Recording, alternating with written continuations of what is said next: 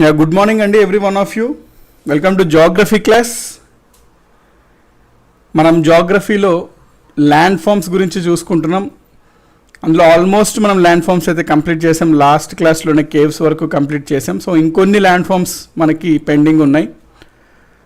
ఆ remaining land forms మనం complete చేసి ఈరోజు ఒక న్యూ చాప్టర్, కొత్త చాప్టర్ కూడా వెళ్ళిపోతామండి. సో మనం ప్రధానంగా రిమైనింగ్ ల్యాండ్ ఫామ్స్ పైన ఫస్ట్ చూద్దాం. కొన్ని రిమైనింగ్ ఉన్నాయి, కొన్ని ఆల్మోస్ట్ చూడడం అయిపోయింది. ల్యాండ్ ఫామ్స్ కొన్ని ఉన్నాయి, అవి అయిపోయిన తర్వాత మనము నెక్స్ట్ చాప్టర్కి వెళ్ళిపోదామండి జాగ్రఫీలో. అటెండెన్స్ వేసేసాను, బయోమెట్రిక్ వేసాను అంటున్నారు. సో అది మీరు పెట్టేసుకోండి. అంటే అది ఒక అటెండెన్స్ టైప్ బాగానే వేస్తున్నారు. ఆల్మోస్ట్ అందరూ బాగానే అటెండెన్స్ లాగా అది వేసేస్తున్నారు. కాబట్టి ఏంది అంటే మనకి ఎక్కువ మంది నోటిఫికేషన్స్ రావట్లేదు, యూట్యూబ్ నోటిఫికేషన్స్ రావట్లేదు, అందుకనే క్విజ్ మిస్ అయ్యాము, స్టార్టింగ్లో రాలేకపోయాము అట్లా అంటున్నారండి. కాబట్టి జనరల్గా మనకి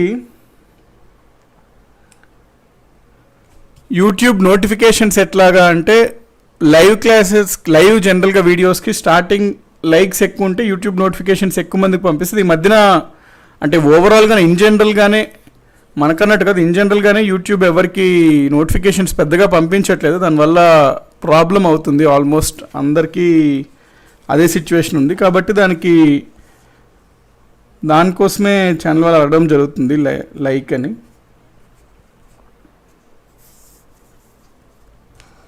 గుడ్ మార్నింగ్ అండి. సో స్టార్ట్ చేసేద్దాం క్లాస్ని. ఓకే,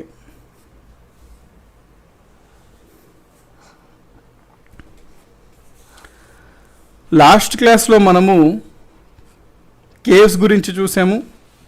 కేవ్స్తో పాటు బ్లో హోల్స్ చూసాం. లాస్ట్ క్లాస్లో చూసుకున్నట్లయితే మనం బ్లో హోల్స్ ఇవి చూసామన్నమాట, బ్లో హోల్స్ గురించి. సో ఈ విధమైన మనకి జియోలాజికల్ స్ట్రక్చర్ ఉన్నప్పుడు బీచెస్ దగ్గర ప్రధానంగా వాటర్ గష్ అయ్యి బయటికి ఇట్లా ఫ్లో అవుతుంది, దాన్నే బ్లో హోల్ అంటాము. సో ఎగ్జాంపుల్స్ అంటే బ్లో హోల్స్కి మనకి చాలా ఉంటాయి, చాలా ఏరియాస్లో బ్లో హోల్స్ మనకు కనబడుతుంటాయి. ఇవన్నీ ఎగ్జాంపుల్స్, గుర్తుపెట్టుకోవాల్సిన అవసరం లేదు, ఓన్లీ ఫర్ యువర్ ఇన్ఫర్మేషన్ అనమాట. బ్లో హోల్స్ ఇవన్నీ అని గుర్తుపెట్టుకోవాల్సిన అవసరం లేదండి. నెక్స్ట్ మనం చూడాల్సిన ల్యాండ్ ఫార్మ్ ఏంటి అంటే న్యాచురల్ బ్రిడ్జెస్. నెక్స్ట్ మనం చూసే ల్యాండ్ ఫార్మ్స్ న్యాచురల్ బ్రిడ్జెస్ అండి. న్యాచురల్ బ్రిడ్జెస్ అంటే కూడా ఏముండదు, పేరులోనే ఉంది, సహజ వంతెనలు అంటున్నాం కదండి, న్యాచురల్ బ్రిడ్జెస్. అయితే న్యాచురల్ బ్రిడ్జెస్ ఎలా ఏర్పడతాయి అంటే రెండు రకాలుగా ఏర్పడచ్చండి. ఒకటి ఏంటి అంటే క్రమక్షయం వల్ల ఏర్పడుతుంది, అంటే ఎరోషన్ వల్ల ఏర్పడచ్చు అనమాట, అది ఒక రకం. నెక్స్ట్ మనకి న్యాచురల్ బ్రిడ్జెస్ ఏర్పడే ఇంకొక ఆప్షన్, మనకి ఇంకొక ఛాన్స్ కూడా ఏంటి అంటే అది న్యాచురల్గానే ఆ రకంగా రాళ్ళు అనేవి అమర్చబడి ఉంటాయండి. సో అవి న్యాచురల్గానే రాళ్ళు ఆ విధంగా అమర్చబడి ఉంటాయి, ఆ విధంగా ఏర్పడతాయి. మీకు ఇమేజెస్ కూడా చూపిస్తాను. ఇంకోటి ఏంటంటే క్రమక్షయం. సో క్రమక్షయం వల్ల ఎలా ఏర్పడతాయి మనకి న్యాచురల్ బ్రిడ్జెస్ అనేది చూద్దాం. ఇప్పుడు ఫర్ ఎగ్జాంపుల్ మనం ఆల్రెడీ చూసుకున్నాం ఏమని, ఒక హెడ్ల్యాండ్ ఉందనుకోండి, ఇది హెడ్ల్యాండ్ అనమాట. అయితే ఒకవేళ ఇక్కడ ఇట్లా సముద్రం నీరు వెళ్తున్నట్లయితే కొన్ని వేల సంవత్సరాలకి ఇదంతా క్రమక్షయం చేసుకుంటూ ఈ ప్రాంతాన్ని అంతా క్రమక్షయం చేసింది అనుకోండి. అక్కడ మనకి ఎట్లా కనబడుతుందంటే ఇది ఒక రాయి, ఈ పైన కొంత భాగం మిగిలిపోయింది, మిగతా రాయి కొంచెం ఇట్లా ఉందనుకోండి. ఇది మనకి చూడడానికి ఎట్లా ఉంటుంది, ఒక బ్రిడ్జ్ లాగా ఏర్పడుతుంది, వంతెనలాగా. ఫర్ ఎగ్జాంపుల్ ఇక్కడ మీరు చూసినట్లయితే ఒక వంతెనలాగా ఏర్పడుతుంది, ఇది న్యాచురల్ బ్రిడ్జ్. అయితే ఇవి ఏర్పడడానికి రెండు ఛాన్సెస్ ఉంటాయి. ఒక ఛాన్స్ ఏంటి అంటే మనకి ఎరోషన్ వల్ల, క్రమక్షయం వల్ల ఈ విధంగా ఏర్పడచ్చు. రెండోది ఏంటంటే ఇన్ జనరల్గానే మనకి ఆ రాళ్ళ అమరిక ఆ విధంగా ఉండొచ్చు, ఆ విధంగా అరేంజ్ అయి ఉండొచ్చు అనమాట. కాబట్టి న్యాచురల్ బ్రిడ్జెస్ అంటే మనం ఏం చెప్పుకోవచ్చు, సముద్ర తీర ప్రాంతాల్లో క్రమక్షయం వల్ల ఏర్పడే వంతెన లాంటి ఆకారాలు గల ప్రదేశాలను సహజ వంతెన అంటారు. వీటిని తోరణాలు అని కూడా అంటారండి. తోరణాల్లో ఉన్నాయి కాబట్టి వీటిని తోరణాలు అని అంటారు. Ram Setu natural or man made అంటే రామ్ సేతు న్యాచురల్ అనే చెప్తారండి, రామ్ సేతు న్యాచురల్ అనే చెప్తారు. కాబట్టి సముద్ర తీర ప్రాంతాల్లో క్రమక్షయం వల్ల ఏర్పడిన వంతెన లాంటి ఆకారాలు గల ప్రదేశాలను మనము సహజ వంతెన అంటాము, న్యాచురల్ బ్రిడ్జెస్ అంటాము. నెక్స్ట్ మనం మష్రూమ్ రాక్స్ కాన్సెప్ట్ చూడాలండి. మష్రూమ్ రాక్స్ పేరులోనే ఉంది, ఏంటివి, పుట్టగొడుగు శిలలు.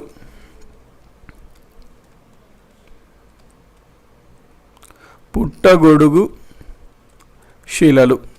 ఎందుకు దాన్ని పుట్టగొడుగు శిలలు అంటున్నాము అంటే అవి పుట్టగొడుగు ఆకారంలో ఉంటాయి, మష్రూమ్ ఆకారంలో ఉంటాయి. పుట్టగొడుగు శిలలకి ఇదిగోండి ఇవి మీకు ఇమేజెస్ అనమాట. So these are the images for mushroom rocks. ఇవి ఎలా ఏర్పడతాయి అనేది మనము చూద్దాం ఇప్పుడు. ఫర్ ఎగ్జాంపుల్ ఇది భూమి, ఇది ఒక రాయి అనుకోండి. గాలి ఈ విధంగా వీస్తుంది మనకి. గాలి ఈ విధంగా వీస్తున్నప్పుడు కొన్ని సందర్భాల్లో ఎట్లా ఉంటుందంటే భూమిని ఆనుకొని వీచే గాలి కొంచెం పవర్ఫుల్గా ఉంటుందండి. కొన్ని సందర్భాల్లో భూమిని ఆనుకొని వీచే పవనాలు కొంచెం బలంగా ఉంటాయి. వాటి పైన ఉన్న గాలులు కంపారిటివ్లీ కొంచెం వీక్గా ఉండొచ్చు. కొన్ని సందర్భాల్లో వాటిపైన వీచే గాలులు కొంచెం వీక్గా ఉండొచ్చు. అట్లాంటప్పుడు ఈ పవనాలు ఈ రాయిని గుద్దినప్పుడు ఎక్కువ క్రమక్షయం ఏ గాలులు చేస్తుంది? భూమికి ఆనుకొని ఉన్న బలంగా ఉన్న గాలులు ఎక్కువ క్రమక్షయానికి గురి చేస్తాయి. కంపేర్డ్ టు భూమికి పైన ఉన్నటువంటి ఈ పవనాలు తక్కువ బలం కలిగి ఉండడం వల్ల తక్కువ క్రమక్షయం చేస్తుంటాయి. దానికి కారణం చేత మనకి క్రమక్షయం ఇక్కడ ఎక్కువగా జరుగుతుంటుంది, ఇక్కడ తక్కువగా జరుగుతుంది. కాబట్టి ఓవర్ పీరియడ్ ఆఫ్ టైం అవి ఎట్లా తయారవుతాయి అంటే మనకి ఈ విధమైన ఆకారం వస్తుంది అనమాట. వీటిని మనం పుట్టగొడుగు ఆకారంలో చూస్తున్నాం కాబట్టి వీటిని అందుకనే పుట్టగొడుగు శిలలు అని అంటున్నాము. సో పుట్టగొడుగు శిలలు అని అంటున్నాము. కాబట్టి మీకు చూస్తే ఈ విధంగా ఉంటాయి అవి మష్రూమ్ రాక్స్. కాబట్టి మష్రూమ్ రాక్స్ని మనం జనరల్గా డెఫినేషన్ చూసుకున్నట్లయితే భూమిని ఆనుకొని వీచే గాలులు, ఈ గాలులు భూమిని ఆనుకొని వీచే గాలులు కన్నా కొంచెం ఎత్తులో వీచే గాలులు పవనాలు వేగంలో తేడా ఉందనుకోండి. సో భూమిని ఆనుకొని వీచే పవనాలు కన్నా ఎత్తులో కొంచెం వీచే పవనాలు వేగంలో తేడా ఉండడం వలన అవి వేస్తున్న ప్రాంతంలోని శిలలను కూడా వేరువేరుగా క్రమక్షయానికి గురి చేస్తాయి. సో భూమిని ఆనుకొని ఉన్న శిలాభాగం అధికంగా క్రమక్షయానికి గురవుతుంది, పై భాగమేమో కొంచెం తక్కువగా క్రమక్షయానికి గురవుతుంది. ఈ విధంగా గాలులు వీచినప్పుడు అక్కడ ఏర్పడే శిలలనే మనము పుట్టగొడుగు శిలలు అంటాము, మష్రూమ్ రాక్స్ అని అంటాము. సో మష్రూమ్ రాక్స్కి మీరు ఇక్కడ ఇమేజెస్లో చూడొచ్చు. These are the mushroom rocks అనమాట. జనరల్గా ఇవి ఎడారి ప్రాంతంలో మనకి బాగా కనిపిస్తుంటాయి mushroom rocks. So mushroom rocks మనం కంప్లీట్ చేసాం. నెక్స్ట్ డీఫ్లేషన్ బేసిన్స్ అనే టాపిక్ చూడాలి మనం. డీఫ్లేషన్ బేసిన్, దీనిని తెలుగులో ఎగురవేత గుంటలు అంటాము.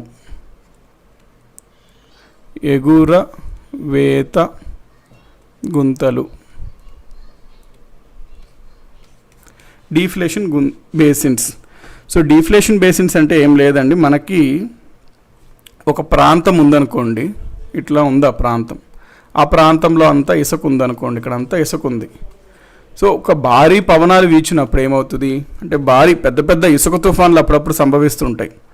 పెద్ద పెద్ద ఇసుక తుఫాన్లు, డెఫినేషన్ అంటున్నారు రవికుమార్ గారు. డెఫినేషన్ అదేనండి. డెఫినేషన్ ఏముంది, సింపుల్. భూమికి ఆనుకొని వీచే పవనాలు కన్నా కొంచెం ఎత్తులో వీచే పవనాలు వేగంలో తేడా ఉండడం వలన అవి వేస్తున్న ప్రాంతంలో శిలలను కూడా వేరువేరుగా క్రమక్షయానికి గురి చేస్తుంటాయి. భూమిని ఆనుకొని ఉన్న శిలాభాగం అధికంగా క్రమక్షయానికి గురవుతుంది, పై ఉన్న భాగం కొంచెం తక్కువగా క్రమక్షయానికి గురవుతుంది. సో ఈ విధంగా డిఫరెన్షియల్ ఎరోజన్ జరిగినప్పుడు ఏర్పడే రాక్స్ని మనము మష్రూమ్ రాక్స్ అని అంటాము. నెక్స్ట్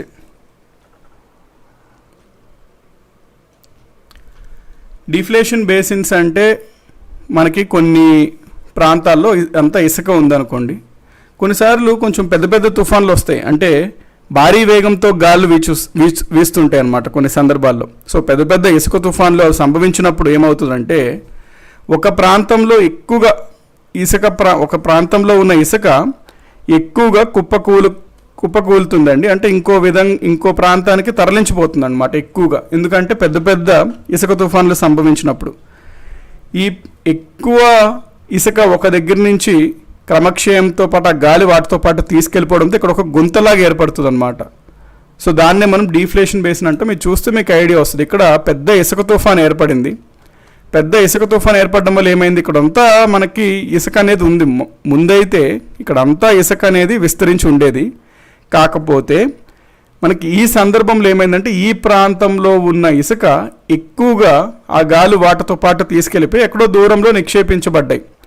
సో ఎక్కడి నుంచి అయితే ఎక్కువ ఇసుక వేరే ప్రాంతాలకి తరలించిపోయిందో ఆ ప్రాంతంలో మనకి ఒక గుంతలాగా ఏర్పడుతుంది అనమాట. సో ఆ గుంతనే మనము డీఫ్లేషన్ బేసిన్స్ అంటాం, ఎగురువేత గుంతలు. ఎగురువేత అంటే అక్కడ అంతా ఇసుక ఎగురువేయబడింది. వేటి చేత ఎగురువేయబడింది? తీవ్రమైన గాలుల చేత ఎగురువేయబడింది. సో డీఫ్లేషన్ బేసిన్స్ అంటే మనకి ఈ రకంగా ఏర్పడతాయండి. అంటే ఈ రకంగా ఎక్కడైనా మనకు భూస్వరూపం ఏర్పడితే వాటిని మనము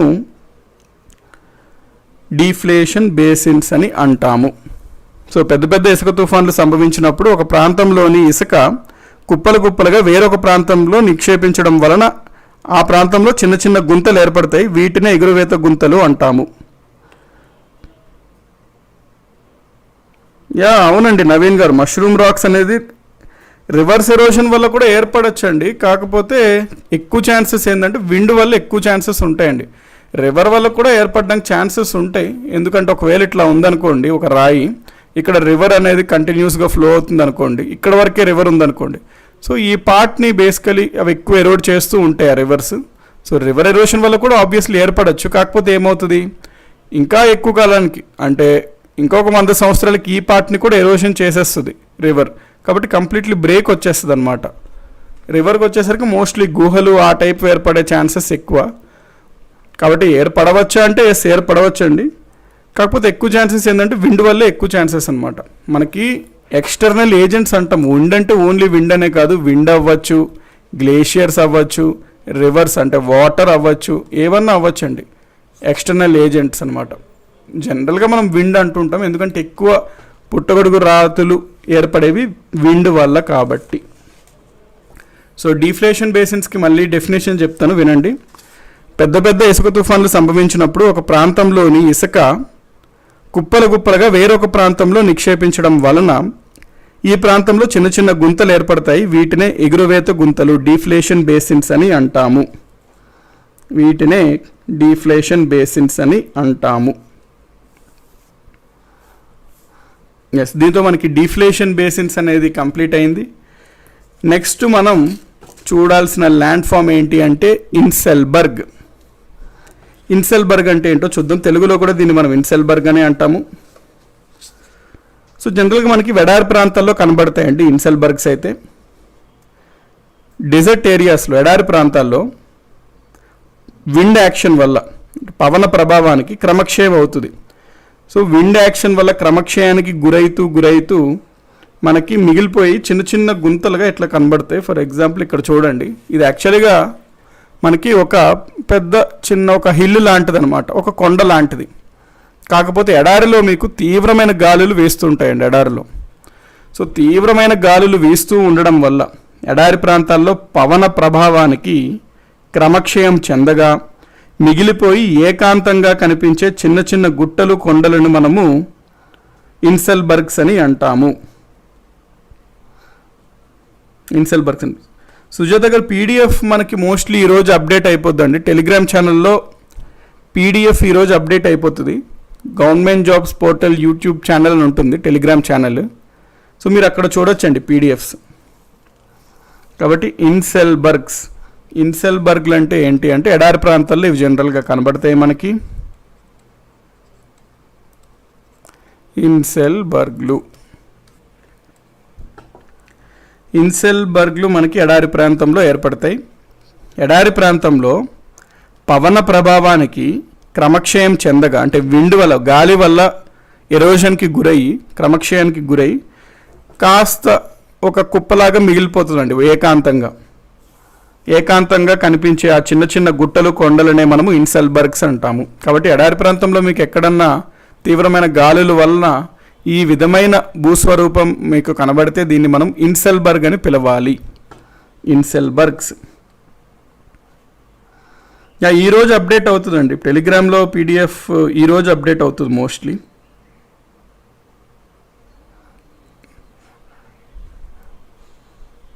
సో ఇన్సెల్బర్గ్స్ అంటారు. ఈ పాయింట్ క్లియర్గా అండి. నెక్స్ట్ ల్యాండ్ ఫామ్ మనం చూడబోయేది బర్ఖాన్స్ అండి. దీన్ని బార్ఖన్లు అంటారు తెలుగులో.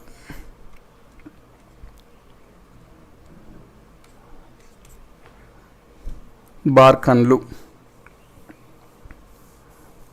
సో బార్కన్లు అంటే ఏం లేదు, ఇది కూడా ఎడారికి చెందినవి, డిజర్ట్ చెందిన భూస్వరూపమే.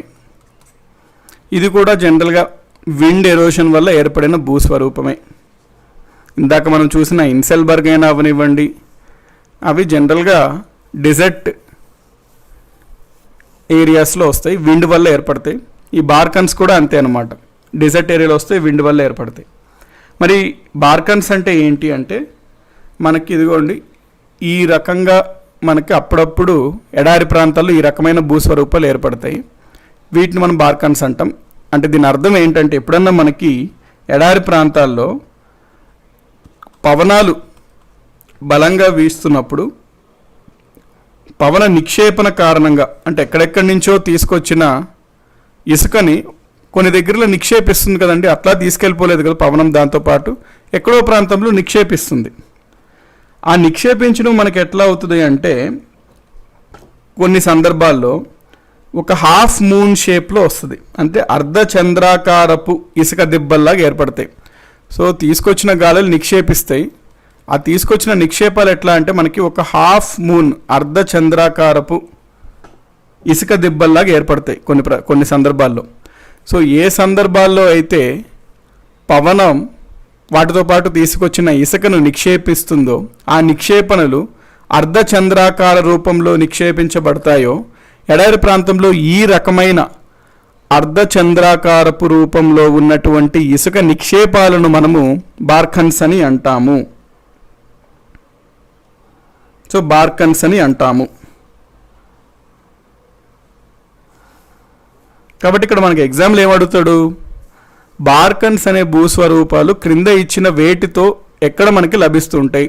ఏ సముద్రాలలో, బి ఎడారులలో, సి మైదానాలలో, అట్లా ఇస్తాడండి. సింపుల్గానే అడుగుతాడు, దాన్ని మనం బార్కన్స్ అంటాం.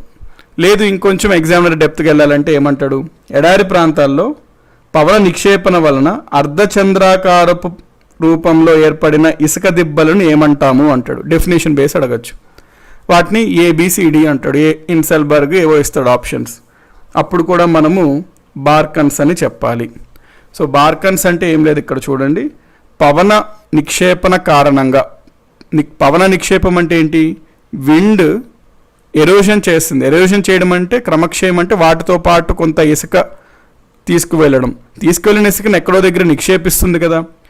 అట్లా ఏదో ప్రాంతంలో నిక్షేపించేటప్పుడు కొన్ని సందర్భాల్లో ఆ నిక్షేపణ అర్ధచంద్రాకారపు ఉన్న ఇసుక దిబ్బలు గుట్టల్లాగా ఏర్పడతాయి. సో ఆ రకమైన అర్ధచంద్రాకారపు ఉన్న ఇసుక దిబ్బలనే మనము ఎడారి ప్రాంతాల్లో బార్కన్లు అని అంటాము. బార్కన్స్. సో మళ్ళీ ఒకసారి రిపీట్ చేస్తా చూడండి. బార్కన్స్ అంటే విజువలైజేషన్ అవసరం అండి. విజువలైజేషన్ అంటే మనం ఊహించుకోవాలన్నమాట. ఎడారి ప్రాంతంలో ఓకే గాలి వీస్తుంది, గాలి కొంత ఇసుక పదార్థాలని వాటితో పాటు క్రమక్షయానికి గురి చేస్తూ వాటితో పాటు తీసుకువెళ్ళిపోతుంది. ఎక్కడో ప్రాంతంలో ఎడారిలోనే ఆ తీసుకెళ్ళిన ఇసుకని నిక్షేపణ చేస్తుంది. కొన్ని సందర్భాల్లో నిక్షేపణ మనకి అర్ధచంద్రాకారపు రూపంలో ఉన్న ఒక ఇసుక దెబ్బలాగా ఏర్పడతాయి. వాటిని బార్కన్స్ అంటాము. అనేది ఇంకా విజువలైజేషన్ అవసరం అన్నమాట.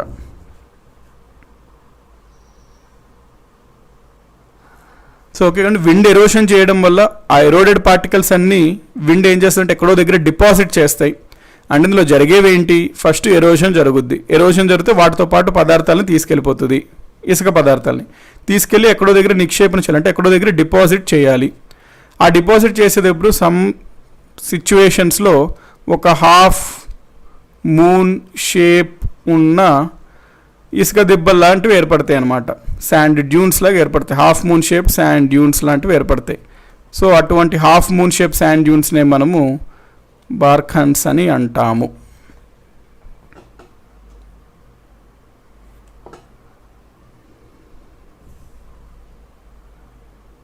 నెక్స్ట్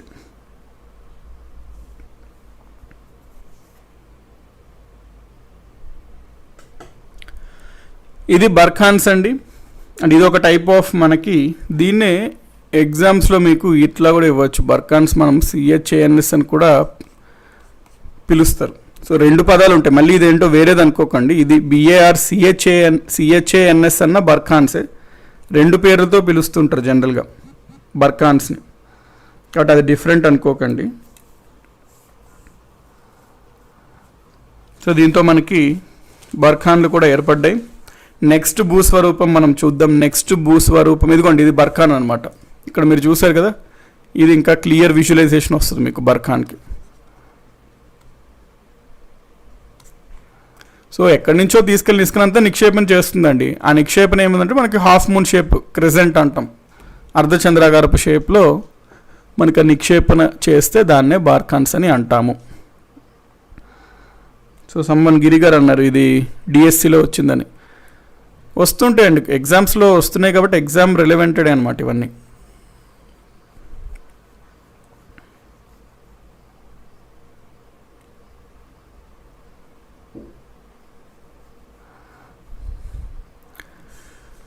నెక్స్ట్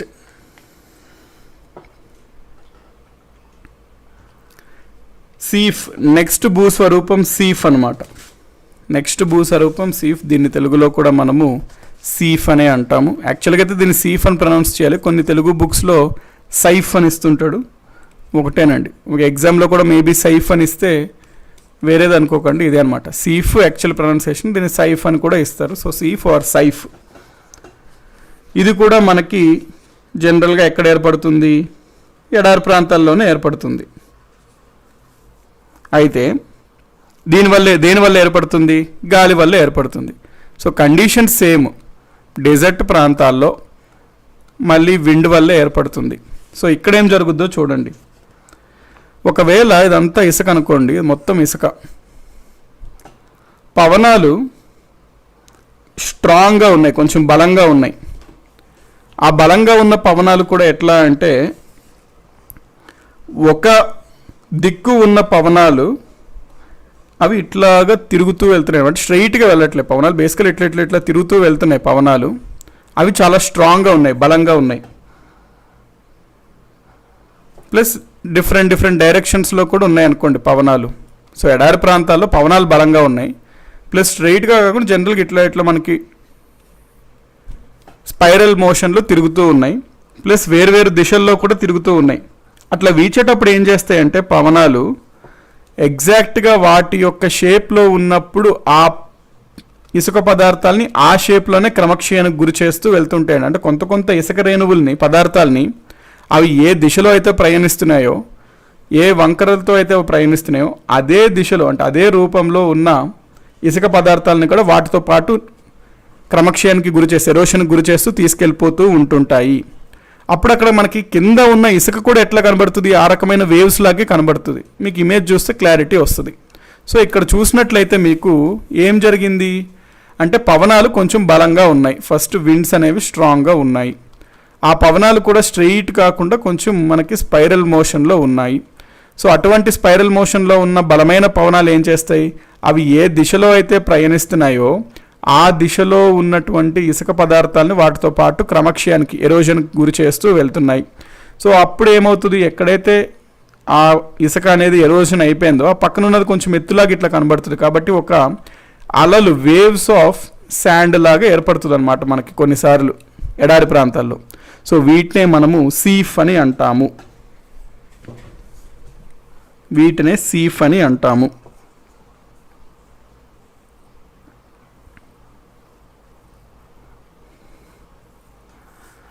సీఫ్ అనమాట. బేసికలీ డెఫినేషన్ చూసుకున్నట్లే అంటే ఏంటి, పవనాలు ఒకే దిక్కు నుండి కాకుండా 2 లేదా 3 దిక్కుల నుండి వీచేటప్పుడు పవన దిశకు సమాంతరంగా వంకరి తిరిగి కత్తి వలె ఏర్పడిన ఇసుక దిబ్బలను మనము సీఫ్ ఆర్ సైఫ్ అని అంటాము. ఇది మనకి సీఫ్ అన్నమాట.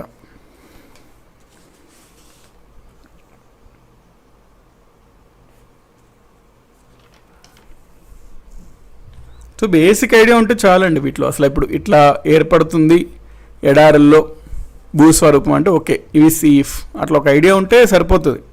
ఎందుకంటే వీటిపైన ప్రశ్నలు అడుగుతాడా అంటే ఛాన్సెస్ ఉంది. ఇందాక గిరిగారు అన్నట్టు ఆ బర్కన్స్ అనేది డిఎస్సిలో వచ్చింది అన్నారు కాబట్టి ఛాన్స్ ఉంది. అయితే ఎంతవరకు అడుగుతాడు వీటిపైన అంటే బేసిక్ టచ్ చేస్తాడండి, టచ్ చేస్తే.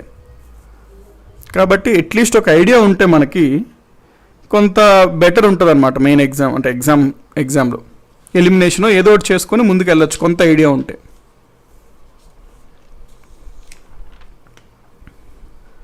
ఓకే, సో నెక్స్ట్ టాపిక్ మనం సింక్ హోల్స్ గురించి చూడాలండి. సింక్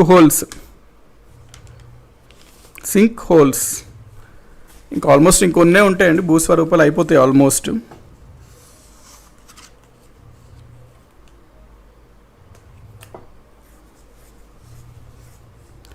ఓకే,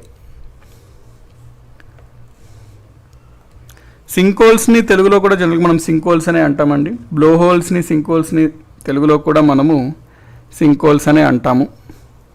సింక్ హోల్స్ అంటే ఏం లేదు, ఇక్కడ మీరు చూడండి, ఇది మనకి ల్యాండ్ అనుకోండి, భూ ఉపరితలం ల్యాండ్.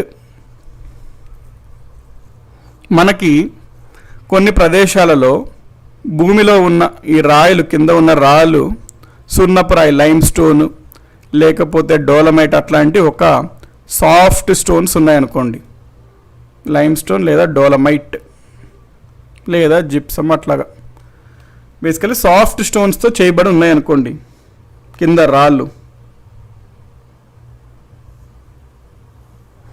సో క్రింద ఏంటి సింక్ హోల్స్ అంటే ఏంటో చూస్తున్నాం మనం. ల్యాండ్ ఉంది, ల్యాండ్ క్రింద కొన్ని ప్రదేశాల్లో ఒకవేళ రాయి అనేది limestone or dolomite or ఒక సాఫ్ట్ రాక్ సర్ఫేస్ ఉందనుకోండి, అంటే మెత్తని రాతితో ఉన్నది అక్కడ కింద ల్యాండ్ సర్ఫేస్.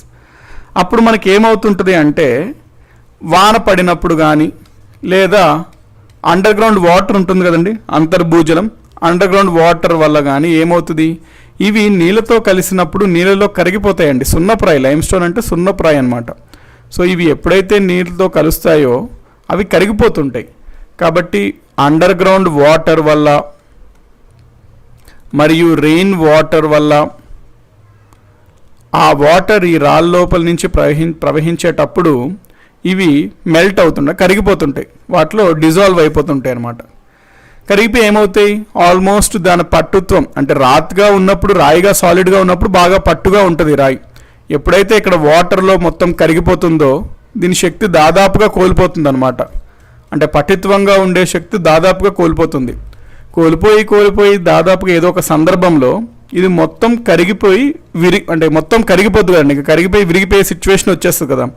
అప్పుడు ఏమవుతుందంటే సడన్గా ఈ ప్రాంతం అంతా ఉపరితలం ఇట్లా కిందకి పడిపోయినట్లు అయిపోద్ది అనమాట, ఒక గుంతలాగా పెద్దది ఏర్పడిపోద్ది.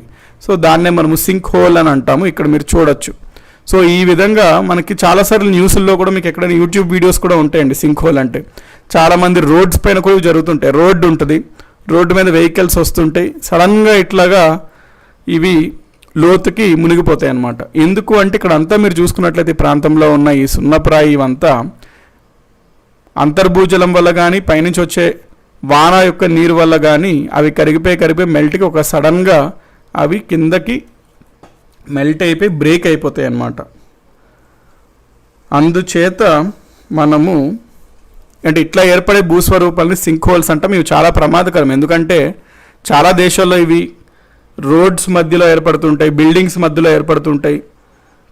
కాబట్టి ఇవి కొంచెం డేంజరస్ అన్నమాట, ప్రాణ నష్టం కూడా ఉంటుంది. మీకు యూట్యూబ్లో వీడియోస్ సింక్ హోల్స్ చూస్తే చాలా వస్తుంటాయి. చాలామంది వెళ్తున్నప్పుడు కార్లు అవన్నీ కూడా పడిపోవడం జరుగుతుంటుంది అన్నమాట వీటిలో, సింక్ హోల్స్లో. కార్స్ట్ కేవ్స్ కూడా ఇలాగే ఏర్పడతాయి కండి. కార్స్ట్ కేవ్స్ అంటే పెద్దగా ఉంటే వాటిని గుహలుగా ఏర్పడతాయి అవి. ఇది ఒక సింక్ హోల్ లాగా, అంటే ఒక హోల్ లాగా, ఒక రంధ్రం లాగా ఏర్పడుతుంది, ఒక పెద్ద సింక్ హోల్ లాగా.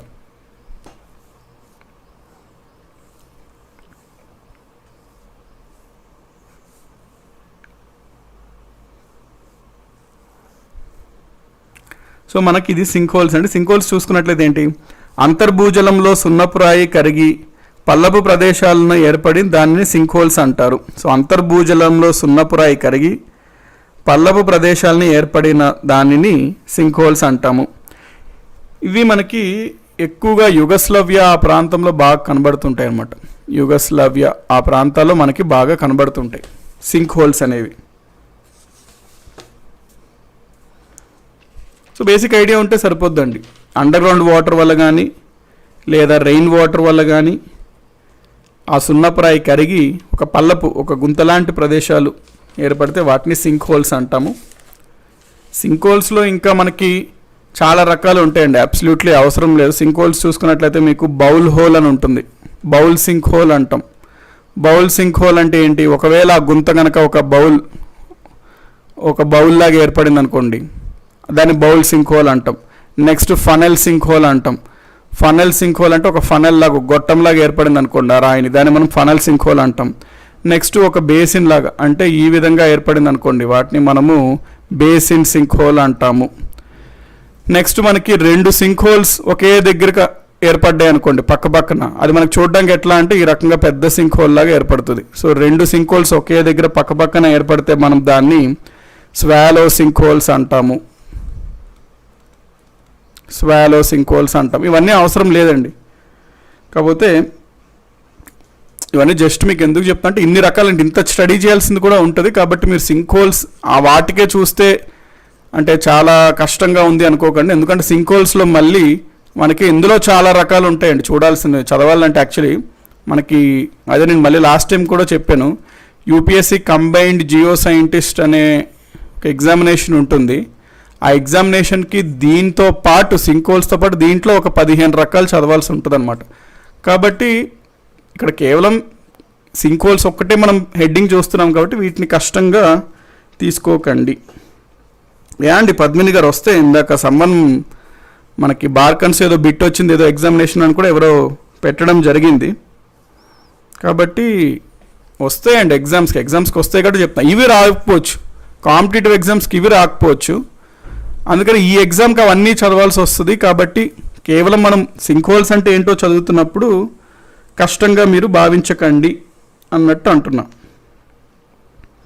ఇక లాస్ట్ క్లాస్లో కూడా యూపీఎస్సీ కంబైన్ జియో సైంటిస్ట్ అన్నప్పుడు ఎవరో అడిగారు, సార్ జియో సైంటిస్ట్గా మీరు చేస్తున్నారని. లేదండి, నాది యాక్చువల్లీ యూపీఎస్సీ వాళ్ళదే సిడిఎస్ అని ఉంటుంది, కంబైన్డ్ డిఫెన్స్ సర్వీసెస్ అని ఉంటుంది. కంబైన్డ్ డిఫెన్స్ సర్వీసెస్ అంటే మనకి Indian army, navy, air force, మిలిటరీకి ఏదైనా వెళ్ళాలంటే యూపీఎస్సీ వాళ్ళే టాప్ ఎంట్రీ ఇస్తారు. 2 ఆప్షన్స్ ఉంటాయి, ఎన్డీఏ, సిడిఎస్.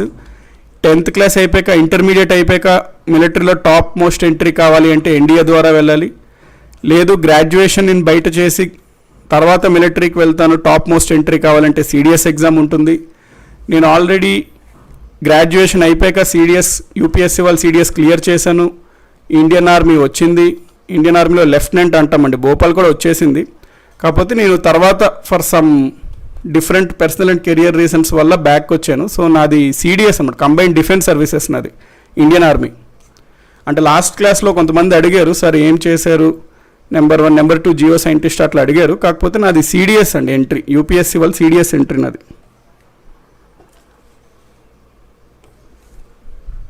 ఇండియన్ ఆర్మీ అంటే ఆర్మీ, నేవీ, ఎయిర్ ఫోర్స్ మూడిటికి ఉంటుంది మనకి.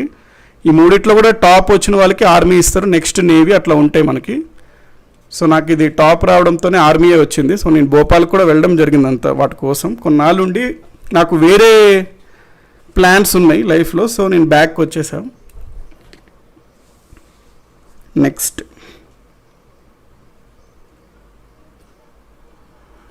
సో ఇవన్నీ ఉంటాయి, అందుకనే మనం ఇంతవరకు వెళ్ళట్లే, సింపుల్ కేవలం ఆ హెడ్డింగ్సే చూస్తున్నాం కాబట్టి అవి కష్టంగా అన్నట్టు తీసుకోకండి. నెక్స్ట్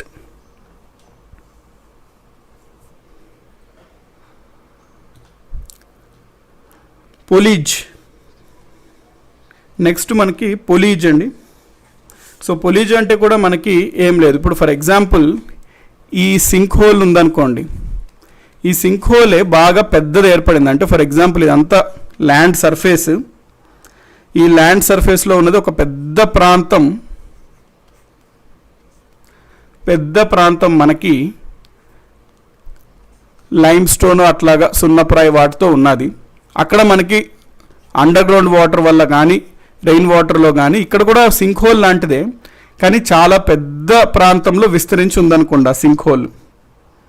అప్పుడు మనకి ఏమవుతుంది, బేసికలీ అప్పుడు మనకి వాటర్ వల్ల, అంతర్భూజలం వల్ల పెద్ద ప్రాంతం అనేది మనకి కరిగిపోయి ఇంకిపోయినప్పుడు ఇక్కడ ఒక ప్లెయిన్ లాగా ఏర్పడుతుందండి.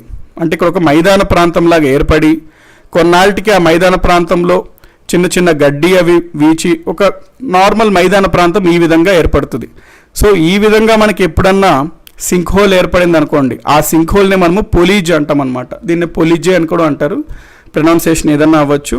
సో పొలీజ్ అంటే ఏంటి అంటే మనకి అది ఒక సింక్ హోల్ వల్ల ఏర్పడిన మైదాన ప్రాంతం. సో సింక్ హోల్స్ వలన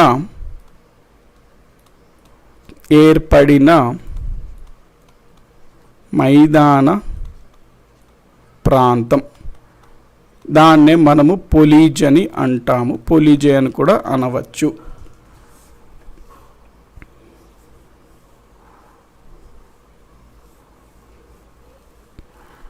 సో సింక్ హోల్స్ వలన ఏర్పడిన మైదాన ప్రాంతంలో మనం పొలీజ్ అంటాం. అంటే ఈ విధంగా ఏర్పడతాయి. అంటే ఈ మైదాన ప్రాంతం ఎట్లా వచ్చింది అంటే మనకి యాక్చువల్లీ ఒరిజినల్గా ఇదిగోండి, ఇదంతా ఒకటే అనమాట. ఇదంతా ఒక భూస్వరూపం ఇట్లా ఉన్నది. కాకపోతే ఈ అండర్ గ్రౌండ్లో ఉన్న వాటర్ కావచ్చు, రెయిన్ వాటర్ వల్ల కావచ్చు, ఈ ప్రాంతం అంతా ఇక్కడ ఒక సున్నప్రాయ అట్లాగా సాఫ్ట్ మెటీరియల్తో ఉండడం వలన అవి కరిగిపోయి మనకి ఈ విధమైన మైదాన ప్రాంతం ఏర్పడింది. వందల సంవత్సరాలకి ఇక్కడ కూడా మెల్లిగా గడ్డి వీయడము, మట్టి ఏర్పడము, ఆ రకంగా నివాసాలు కూడా జనరల్గా ఏర్పరచుకుంటారు. అంత కామన్, ఇంకా ఒక మైదాన ప్రాంతంలో తయారైపోతుంది. కాబట్టి ఈ విధంగా ఏర్పడిన సింక్ హోల్స్నే మనము పొలీజ్ అని అంటాము.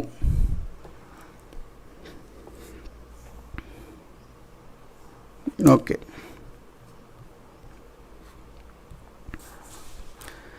సో మనకి దీంతో పొలీజ్ అనే టాపిక్ కూడా అయ్యింది. నెక్స్ట్ స్వాలో హోల్ అండి. స్వాలో హోల్ అంటే అదే మనకి ఒక రెండు ఏర్పడ్డాయి అనుకోండి. అంటే ఇది ఒక సింక్ హోల్, ఇంకొక సింక్ హోల్ ఇట్లా ఏర్పడింది అనుకోండి. రెండు కలిపి దగ్గర సింక్ హోల్స్ ఏర్పడితే దాన్ని స్వాలో హోల్ అంటాము. Swallow hole at Gaping Gill అంటారు. సో గ్యాపింగ్ గిల్ ఎక్కడండి ఫేమస్? గ్యాపింగ్ గిల్ విన్నారా? మనకి ఇది ఇంగ్లాండ్లో ఉంటుంది. గ్యాపింగ్ గిల్ ఇంగ్లాండ్లో యార్క్షైర్ అని ఉంటుంది కదా, యార్క్షైర్. ఇంకా క్లియర్గా చెప్పాలంటే నార్త్ యార్క్షైర్లో ఉంటుంది అనమాట. నార్త్ యార్క్షైర్ ఇంగ్లాండ్లో మనకి గ్యాపింగ్ గిల్ ఉంటుంది. అక్కడ మనకి స్వాలో హోల్స్ ఎక్కువగా కనబడతాయి అనమాట. స్వాలో హోల్స్ అంటే ఏంటి? అవి సింకింగ్ హోల్స్, రెండు పక్క పక్కన ఏర్పడితే వాటిని మనము స్వాలో హోల్స్ అని అంటాము.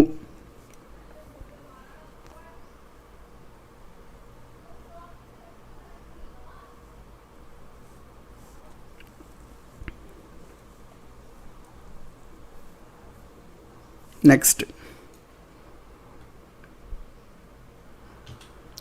అమర్నాథ్ కేవ్ టెంపుల్ గురించి ఒక పాయింట్ మనం అనుకోవాలండి. ఎందుకంటే వీటిపైన ప్రశ్నలు వచ్చే ఆస్కారం ఉంది కాబట్టి మనము అమర్నాథ్ టెంపుల్ గురించి కొన్ని పాయింట్స్ అయితే చూసుకుందాం.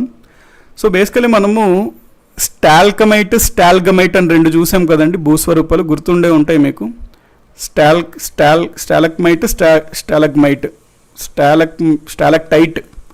స్టాలక్టైట్ చూసాం, స్టాలగ్మైట్ చూసాం కదండి. స్టాలక్టైట్ అంటే ఏంటి? ఒక గుహ ఉందంటే గుహ పైన కప్పుల నుండి మనకి ఇట్లా వేలాడే భూస్వరూపాలని స్టాలక్టైట్ అంటాము. ఇది గ్రౌండ్ సర్ఫేస్ నుంచి ఏమన్నా ఇట్లా భూస్వరూపాలు మనకుంటే వాటిని స్టాలగ్మైట్స్ అంటాం. ఎట్లా గుర్తుపెట్టుకోవాలి అంటే జీ అంటే గ్రౌండ్ పైన ఉంటాయి కాబట్టి జీ ఉంటుంది స్టాలగ్మైట్లో. జీ అంటే గ్రౌండ్. సో గ్రౌండ్ పైన ఉండే వాటిని స్టాలగ్మైట్స్ అంటాం. అయితే మనకి అమర్నాథ్ గుహలో కైలాష్ యాత్ర అంటారు కదండి. సో అమర్నాథ్ గుహలో మనకి శివలింగం ఉంటుంది కదా. ఆ శివలింగం ఎట్లా ఏర్పడుతుందంటే ఆ పైనుంచి వచ్చిన మంచు కురుస్తుంటుందండి. మంచు చుక్కలుగా కురిచి అది ఒక మనకి శివలింగం రూపంలో ఏర్పడుతుంది అన్నమాట. కాబట్టి ఇది నేలపైన పైనుండి వచ్చిన మంచు చుక్కలుగా కారి మనకి ఒక శివలింగ ఆకారంలో ఏర్పడుతుంది. సో మనకి ఎగ్జామ్స్లో ఏమని అడుగుతాడు అంటే అమర్నాథ్ శివలింగం ఈసే స్టాలక్టైట్, స్టాలగ్మైట్ ఏమన్నా ఇవ్వచ్చు. ఇవి గ్రౌండ్ పైన ఏర్పడిన భూస్వరూపం కాబట్టి మంచు వల్ల ఏర్పడుతుంది. దాన్ని మనము స్టాలగ్మైట్ అని అనాలి. సో అమర్నాథ్ కేవ్ ఐస్ స్టాలగ్మైట్ అనమాట. అది ఎగ్జామ్స్లో అడుగుతాడు అమర్నాథ్ అనేది స్టాలక్టైటా స్టాలగ్మైటా ఏంటి అన్నప్పుడు మనం స్టాలగ్మైట్ అని చెప్పాలి. ఎందుకంటే గ్రౌండ్ పైన ఏర్పడింది కాబట్టి. అమర్నాథ్ ఎక్కడుంటుందండి ఈ టెంపుల్? చాలా ఫేమస్ యాత్ర మనకి జమ్మూ అండ్ కాశ్మీర్లో ఉంటుంది. సౌత్ కాశ్మీర్లో ఉంటుంది అనమాట. సౌత్ కాశ్మీర్లో.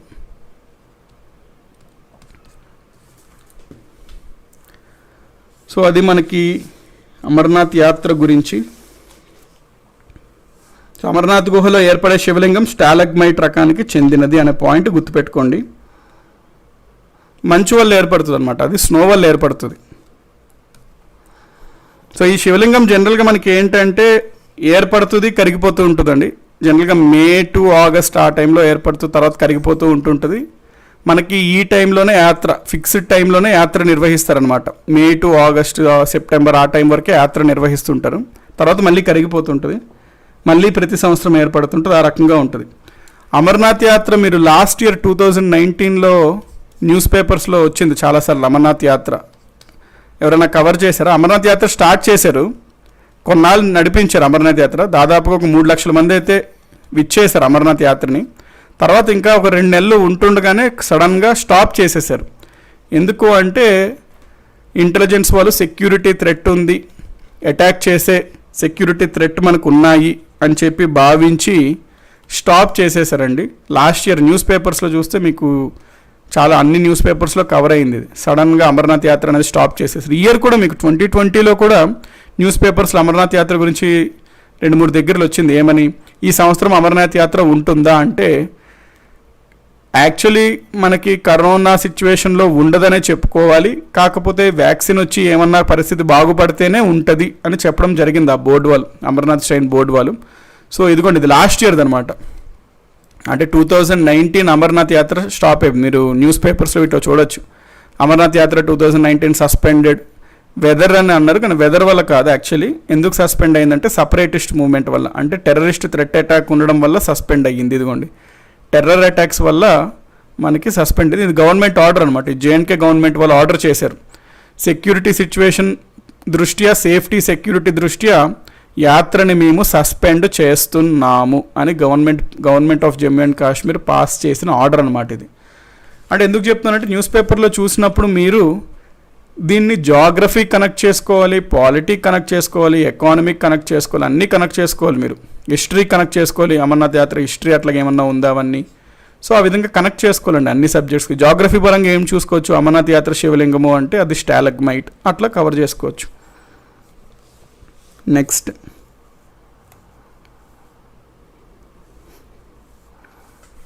వెదర్ వల్ల కూడా, కానీ మోస్ట్లీ ఏంటి అంటే అక్కడ వెదర్ ఆల్మోస్ట్ ఎవ్రీ ఇయర్ అట్లాగే ఉంటుందండి. కాబట్టి మెయిన్ రీజన్ ఏంటి అంటే మనకి ఇక్కడ ఆల్రెడీ గవర్నమెంట్ యొక్క అఫీషియల్ ఆర్డర్ జీవోలోనే క్లియర్గా మెన్షన్ చేశారు. ఏంటి అంటే ప్రివేలింగ్ సెక్యూరిటీ సిచ్యువేషన్ వలన, సేఫ్టీ అండ్ సెక్యూరిటీ వలన మేము వీటిని సస్పెండ్ చేస్తున్నాము అని. సో ఇది మనకి అమర్నాథ్ యాత్ర గురించి. నెక్స్ట్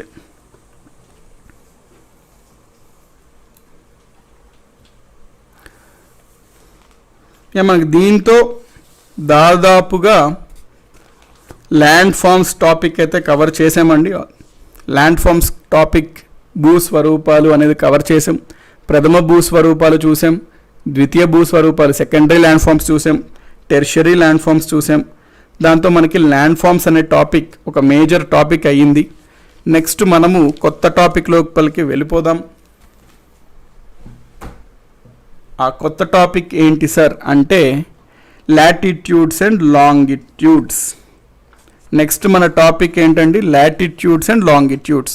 ఈ టాపిక్ సింపుల్గానే ఉంటుంది, మనకి నార్మల్ పాయింట్స్, రెగ్యులర్ పాయింట్సే. మనకి ల్యాండ్ ఫార్మ్స్లో మనం యూటిలైజ్ చేయాల్సినంత బ్రెయిన్ అయితే పెట్టాల్సిన అంత అవసరం ఉండదు. సో మనం లాటిట్యూడ్స్ లాంగిట్యూడ్స్ లోపలికి వెళ్ళిపోదాం.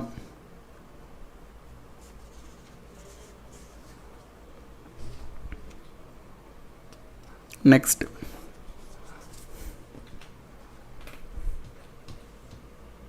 లాటిట్యూడ్స్ అండ్ లాంగిట్యూడ్స్ అండ్ అక్షాంశాలు మరియు రేఖాంశాలు అంటాం తెలుగులో. లాట్స్ అండ్ లాంగ్స్ అన్నమాట. సో వాటి గురించి తెలుసు, మీకు కొంత ఐడియా అయితే ఉండుంటుంది. కాబట్టి ఇది మనం కొంచెం ఫ్లోలోనే అట్లా వెళ్ళిపోవచ్చు లాట్స్ అండ్ లాంగ్స్ గురించి.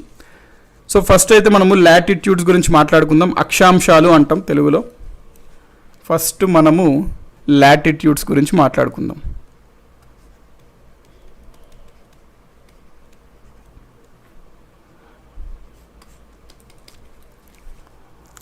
లాటిట్యూడ్స్ మనకి ఇది భూమి అనుకోండి.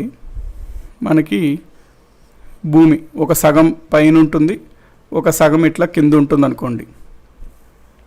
ఎగ్జాక్ట్గా భూమికి మధ్యన మనము ఒక ఊహాకరమైన అంటే ఇమాజినరీ అనమాట, నిజంగా ఉంటుందంటే నిజంగా ఉండదు ఒక గీత, మనము ఒక ఊహాకరణమైన గీత గీసుకున్నాం అనుకోండి, అంటే ఇమాజినరీ లైన్ ఒకటి డ్రా చేసాం. ఈ లైన్ ఏం చేస్తుందంటే ఎగ్జాక్ట్గా భూమి యొక్క సెంటర్ ఆఫ్ ద ఎర్త్ నుంచి పాస్ అవుతుంది, భూమి యొక్క సెంటర్ నుంచి పాస్ అవుతుంది. సో అటువంటి లైన్ని మనము రివైజ్ చేయండి అంటున్నారు, మనం ఒకేసారి రివైజ్ చేసేద్దామండి లాస్ట్లో.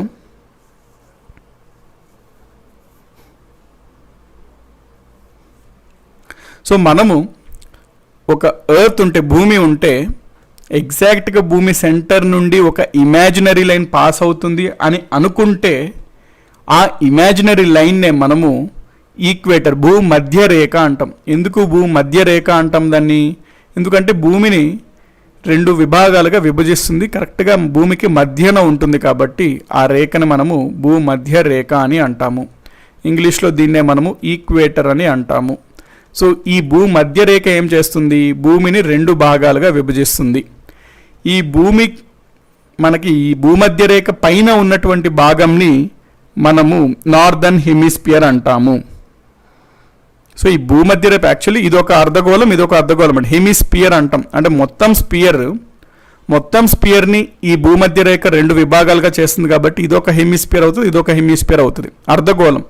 సో ఇదొక హెమిస్పియర్ అర్ధగోళం, ఇది ఒక హెమిస్పియర్, ఇది ఒక అర్ధగోళం. అయితే భూమధ్య రేఖకి ఉత్తరం వైపు ఉన్న అర్ధగోళాన్ని మనము ఉత్తరార్ధగోళము అంటాము. సో భూమధ్య రేఖకి ఉన్న ఉత్తర వైపు ఉన్న గోళాన్ని ఉత్తరార్ధగోళం అంటాం, నార్దర్న్ హెమిస్పియర్ అంటాం. భూమధ్య రేఖకి క్రింద దక్షిణ వైపు ఉన్నటువంటి అర్ధగోళాన్ని దక్షిణార్ధగోళం అంటాం, సదరన్ హెమిస్పియర్ అంటాము, సదరన్ హెమిస్పియర్ అంటాం. సో ఇక్కడ మనం ఏమేమి చూసాం? ఈక్వేటర్ చూసాం, నార్దర్న్ హెమిస్పియర్ చూసాం, సదరన్ హెమిస్పియర్ చూసాం. నెక్స్ట్ మనకి ఈ భూమధ్య రేఖని స్టాండర్డ్గా రిఫరెన్స్గా తీసుకుంటున్నాం కాబట్టి దీన్ని ఒక 0 డిగ్రీస్ అనుకుందాం, 0 డిగ్రీస్ అనుకుందాం.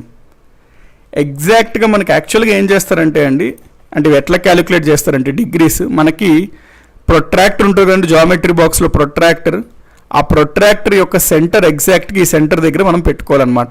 ఆ ప్రొట్రాక్టర్ యొక్క సెంటర్ ఎగ్జాక్ట్గా ఈ సెంటర్లో పెట్టుకుంటే మనకి ఇది ఏమవుతుంది? ప్రొట్రాక్టర్లో యాంగిల్ 0 డిగ్రీస్ అవుతుంది.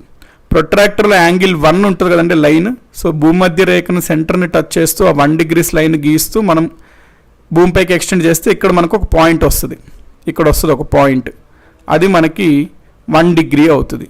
నెక్స్ట్ ప్రొట్రాక్టర్ని చూసుకొని 2 డిగ్రీస్ తీసుకొని ఒక లైన్ గీస్తే ఇక్కడ వస్తుంది, అది 2 డిగ్రీస్ అవుతుంది. అట్లా ప్రొట్రాక్టర్ నుంచి ఈచ్ పాయింట్ మనం గీసుకుంటా వెళ్తే మనకి 1 2 3 4 5 6 అట్లా వస్తూనే ఉంటాయి లైన్స్. ఆఖరికి ఇక్కడికి వచ్చేసరికి మనకి దాదాపుగా 90 డిగ్రీస్ వస్తుంది. ఎందుకంటే స్ట్రెయిట్గా మనం గీస్తే ప్రొట్రాక్టర్లో 90 డిగ్రీస్ ఉంటుంది, అది స్ట్రెయిట్గా మనం తీసుకొని వెళ్తే డైరెక్ట్గా మనకి ఈ ప్రాంతంలో 90 డిగ్రీస్ అనేది, ఇక్కడ ఒక 90 డిగ్రీస్ అనేది కూడా వస్తుంది. కాబట్టి మనకి ఇక్కడ ఎట్లా 1 degree 2 degree 3 degree points 4 degree 5 degree 6 degree అట్లా అనుకుంటే 90 డిగ్రీస్ లైన్ ఇక్కడ వస్తుంది. కాబట్టి మనకి ఈ భూమిపైన ఉన్నటువంటి ఈ ఎడ్జెస్ ఉన్నాయి చూసారా, 90 డిగ్రీస్ వచ్చిన ఎడ్జెస్ని, వీటిని మనము ధృవాలు అంటాము, పోల్స్ అంటాము, ధృవాలు. దీన్ని కూడా మనము పోల్స్ అంటాము. సో నార్త్ సైడ్ ఉన్నది నార్త్ పోల్ అంటాము, సౌత్ సైడ్ ఉన్నది దక్షిణ ధ్రువం, సౌత్ పోల్ అంటాము. ఇప్పుడు ఈ 1 డిగ్రీ 2 డిగ్రీ 3 డిగ్రీ 4 డిగ్రీ ఇట్లా లైన్స్ వచ్చాయి కదా మనకి, మనం ఏం చేయాలంటే ఇప్పుడు ఇది 1 డిగ్రీ అని అర్థం. ఈ లాటిట్యూడ్స్ ఏవైతే ఉన్నాయో ఇవన్నీ భూమధ్య ఒకదానికి ప్యారలల్గా ఉంటాయండి, ఒకదానికి ఇవి సమాంతర రేఖలు అనమాట, అంటే ప్యారలల్ లైన్స్. కాబట్టి 1 డిగ్రీ లైన్ మనం ఏం చేస్తామంటే ఈక్వేటర్కి ప్యారలల్గా ఇట్లా గీసుకుంటాం, ఈక్వేటర్కి ప్యారలల్గా, అది 1 డిగ్రీ లైన్ అవుతుంది. నెక్స్ట్ 2 డిగ్రీ కూడా మనం ప్యారలల్గా అట్లా గీసుకుంటాం, 3 డిగ్రీస్ కూడా అట్లా గీసుకుంటాం. అట్లా మనం గీసుకొని వెళ్తే దాదాపుగా మనకి ఎన్ని వస్తాయి? పైన 90 డిగ్రీస్ వరకు ఉంది కాబట్టి మనకి 90 లైన్స్ వస్తాయి అన్నమాట. పైన 90 లైన్స్ వచ్చినాయి. కింద కూడా మనం అదే రకంగా వెళ్తే 0 డిగ్రీస్ అయితే 1 డిగ్రీ 2 డిగ్రీ 3 డిగ్రీ అట్లా చూసుకున్నట్లయితే కింద కూడా ఒకదానికి ప్యారలల్గా గీసుకుంటూ ఈచ్ లైన్ మనం గీసుకుంటే కింద కూడా మనకి ఒక 90 వస్తాయి. కాబట్టి ఇక్కడ ఒక 90 లైన్స్ వచ్చినాయి 90 డిగ్రీస్, ఇక్కడ ఒక 90 డిగ్రీస్ 90 లైన్స్ వచ్చినాయి, మధ్యలో ఒకటి ఉంది 0 డిగ్రీస్. సో ఇవన్నీ కలిపి మనము లాటిట్యూడ్స్ అంటాం. అంటే equator plus northern 90 degrees plus southern 90 degrees ఇవన్నీ కలిపి మనము ఇవన్నీ కలిపి మనము లాటిట్యూడ్స్ అంటాము, అక్షాంశాలు అని అంటాము. సో ఇవన్నీ మనకి అక్షాంశాలు అని అంటాము. సో ఈ పాయింట్ ఇది ఓకేగా అండి. అక్షాంశాలు. సో ఇప్పుడు ఎగ్జామినేషన్స్లో ఏమడుగుతాడు అంటే మన భూమి పైన ఎన్ని లాటిట్యూడ్స్ ఉన్నాయి, ఎన్ని అక్షాంశాలు ఉన్నాయి. ఆన్సర్ చేయండి, నా క్వశ్చన్ ఇది, కామెంట్లో ఆన్సర్ చేయండి. భూమి పైన ఎన్ని అక్షాంశాలు ఉన్నాయి, ఎన్ని లాటిట్యూడ్స్ ఉన్నాయి, how many latitudes are present on earth. అక్షాంశాలు ఉన్నాయి. సో ఆన్సర్ చేయండి, ఎర్త్ పైన ఎన్ని లాటిట్యూడ్స్ ఉన్నాయి, simple question. Yes, very good. First Srikanth garu, Nani అందరూ ఆల్మోస్ట్ బాగా చెప్పారు. మనకి పైన 90 డిగ్రీస్, కింద 90 డిగ్రీస్, 90 + 90 + 1 అంటే టోటల్గా 181 అనమాట. టోటల్ లాటిట్యూడ్స్ మనకి ఎన్ని ఉన్నాయంటే 181 లాటిట్యూడ్స్. ఈ పాయింట్ క్లారిటీ తెచ్చుకోండి. నెక్స్ట్ లాటిట్యూడ్స్ వరకు ఒక లాటిట్యూడ్కి పైన ఉన్న లాటిట్యూడ్స్కి 1 డిగ్రీ డిఫరెన్స్ ఉంటుందండి జనరల్గా. పైన 1 డిగ్రీ 1 డిగ్రీలు చేసుకుని వెళ్తాం అరౌండ్గా. సో 0 డిగ్రీస్ పైన 1 డిగ్రీ 2 డిగ్రీ 3 డిగ్రీ అట్లాగా 90 డిగ్రీస్ వరకు ఇవన్నీ మనము నార్త్ లాటిట్యూడ్స్ అంటాము. అంటే ఫర్ ఎగ్జాంపుల్ ఇక్కడ ఒక 30 డిగ్రీస్ ఉందనుకోండి, దాన్ని 30 డిగ్రీస్ నార్త్ అంటాం. ఎందుకంటే ఇది ఉత్తరార్ధ గోళం నార్దర్న్ హెమిస్ఫియర్లో ఉంది కాబట్టి. ఇక్కడ ఒక 30 డిగ్రీస్ ఉందనుకోండి, దాన్ని మనం 30 డిగ్రీసే అంటాం, కాకపోతే సౌత్ అంటాం. ఎందుకంటే ఈ రెండింటికి డిఫరెన్స్ చెప్పడం కోసం నార్త్ లేదా సౌత్ వాడతాం. కాబట్టి లాటిట్యూడ్స్లో మనకి నార్త్ లేదా సౌత్ ఉంటుంది, ఉత్తరం లేదా దక్షిణం ఉంటుంది. ఇప్పుడు మీరు ఈ ఇమేజ్ చూడండి. లాటిట్యూడ్స్ అంటే మనకి మధ్యలో గీసిన లైన్ 0 డిగ్రీస్ అంటాము.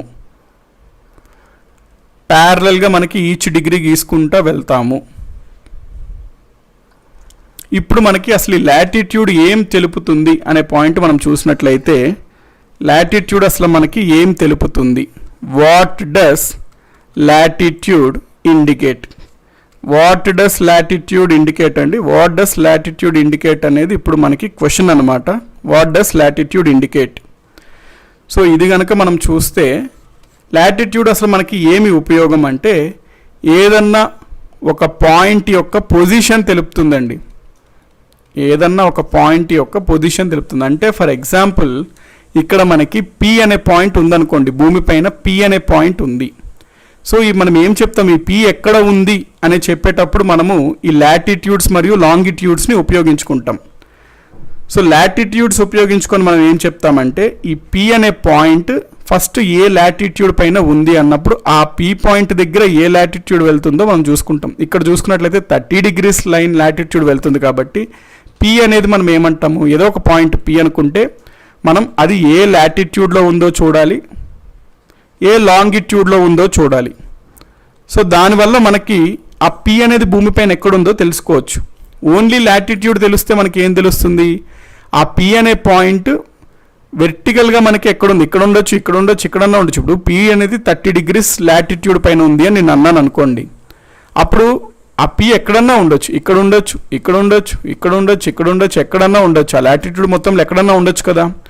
అదే నేను ఇంకొక పాయింట్ కూడా ఇట్లా వెర్టికల్గా కూడా చెప్తే అది నేను చెప్తాను లాంగిట్యూడ్స్, అప్పుడు మనం ఎగ్జాక్ట్ P పొజిషన్ తెలుసుకోవచ్చు అనమాట. కాబట్టి మనకి బేసికలీ లాటిట్యూడ్స్ లాంగిట్యూడ్స్ వలన ఏదన్నా ఒక పాయింట్ యొక్క పొజిషన్ తెలుసుకోవచ్చు. ఓన్లీ లాటిట్యూడ్ ద్వారా మనం ఏం తెలుసుకోవచ్చు అంటే, ఏదైతే పాయింట్ మనకు ఉందో ఆ పాయింట్ అనేది ఈక్వేటర్ నుంచి ఎంత ఎత్తులో ఉంది, లేకపోతే ఎంత లోతులో, ఎంత కిందకు ఉంది, లేకపోతే ఎంత పైకి ఉంది అనేది మనం తెలుసుకోవచ్చు ఓన్లీ లాటిట్యూడ్స్ ద్వారా అయితే.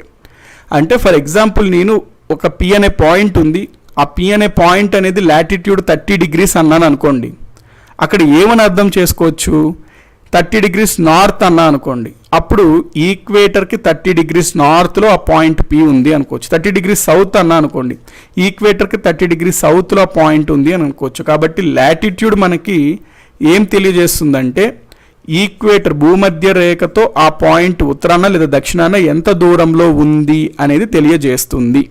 సో ఆ పాయింట్ మనకి నోట్ చేసుకోండి. ఎందుకు ఇది చెప్తున్నాను అంటే ఎగ్జామ్స్లో లాటిట్యూడ్ ఈజ్ అని చెప్పి ఏబిసిడి ఇస్తాడు, ఒక ఆప్షన్ ఇస్తాడు measure of distance north are south of the equator.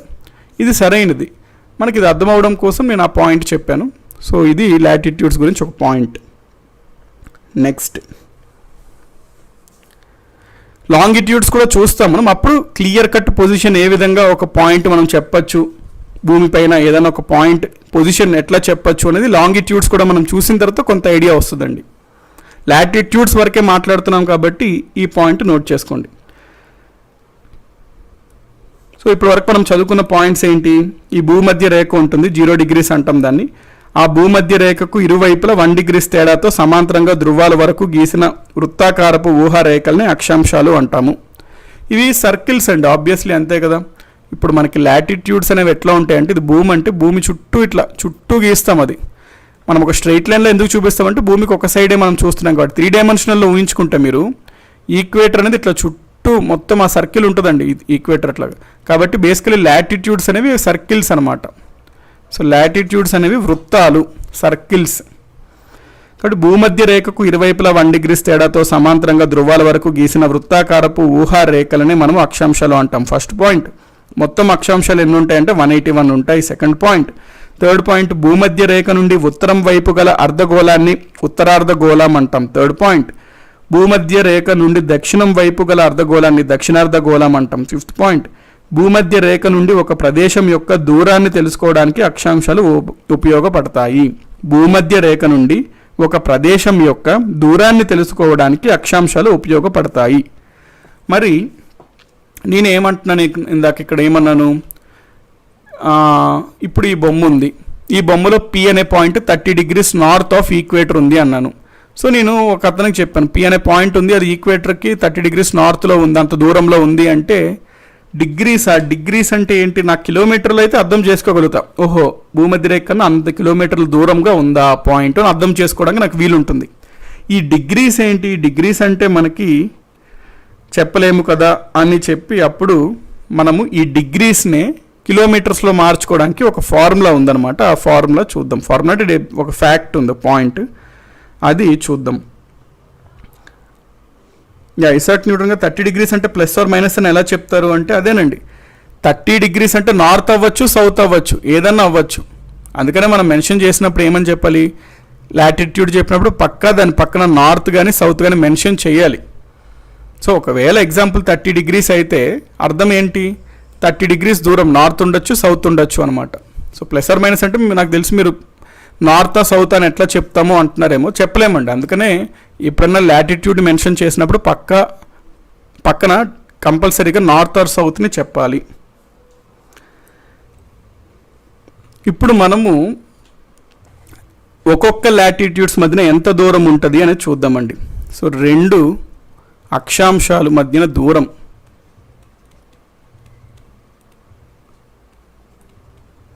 రెండు అక్షాంశాల మధ్య దూరము. సో డిస్టెన్స్ బిట్వీన్ 2 కన్సిక్యూటివ్ అంటే పక్క పక్కన ఉన్న లాటిట్యూడ్స్. సో రెండు అక్షాంశాల మధ్య సగటు దూరం ఎంత అంటే 69 miles. So if you convert this 69 miles into kilometres it will give you 111 kilometres. 69 మైళ్ళు లేదా 111 కిలోమీటర్ల దూరం ఉంటుంది రెండు పక్కపక్కన ఉన్నటువంటి అక్షాంశాల మధ్య దూరము. సో ఈ పాయింట్ నాకు తెలిస్తే ఏమని అర్థమైంది, 1 డిగ్రీ అంటే 111 కిలోమీటర్స్ దూరము అని అర్థమైంది. ఎట్లా సరే ఇది కనుక్కున్నారు అంటే ఏముండదండి, సింపుల్. ఇప్పుడు ఎర్త్ యొక్క రేడియస్ కనుక్కుంటారు. ఎర్త్ యొక్క రేడియస్ డివైడెడ్ బై 90 డిగ్రీస్ చేసామనుకోండి, అప్పుడు ఏమొస్తుంది, దూరం ఈచ్ డిగ్రీ ఎంత దూరమో వస్తుంది. సింపుల్ అనమాట. కాబట్టి మనకి ఈచ్ డిగ్రీ దూరము 111 కిలోమీటర్స్ వచ్చింది. అంటే 1 డిగ్రీకి 2 డిగ్రీకి మధ్యలో దూరం గ్రౌండ్ లెవెల్లో చూసుకున్నట్లయితే 111 కిలోమీటర్లు. సో ఇప్పుడు ఒకవేళ మనకి ఇది ఆన్సర్ చేయండి, ఒక మ్యాథ్స్ బిట్ లాగా. ఇప్పుడు ఇందాక చూసిన మనం ఎగ్జాంపుల్లో ఈక్వేటర్ ఉంది, పి అనే పాయింట్ ఉంది, పి అనే పాయింట్ 30 degrees నార్త్ ఉంది అనుకోండి. సో పి అనే పాయింట్ ఈక్వేటర్కి ఎన్ని కిలోమీటర్స్ దూరంలో ఉంది అని నేను అడిగాను. పి అనే పాయింట్ ఈక్వేటర్ నుంచి ఎన్ని కిలోమీటర్స్ దూరంలో ఉంది అనేది నా ప్రశ్న. ఆన్సర్ చేయండి కామెంట్స్లో.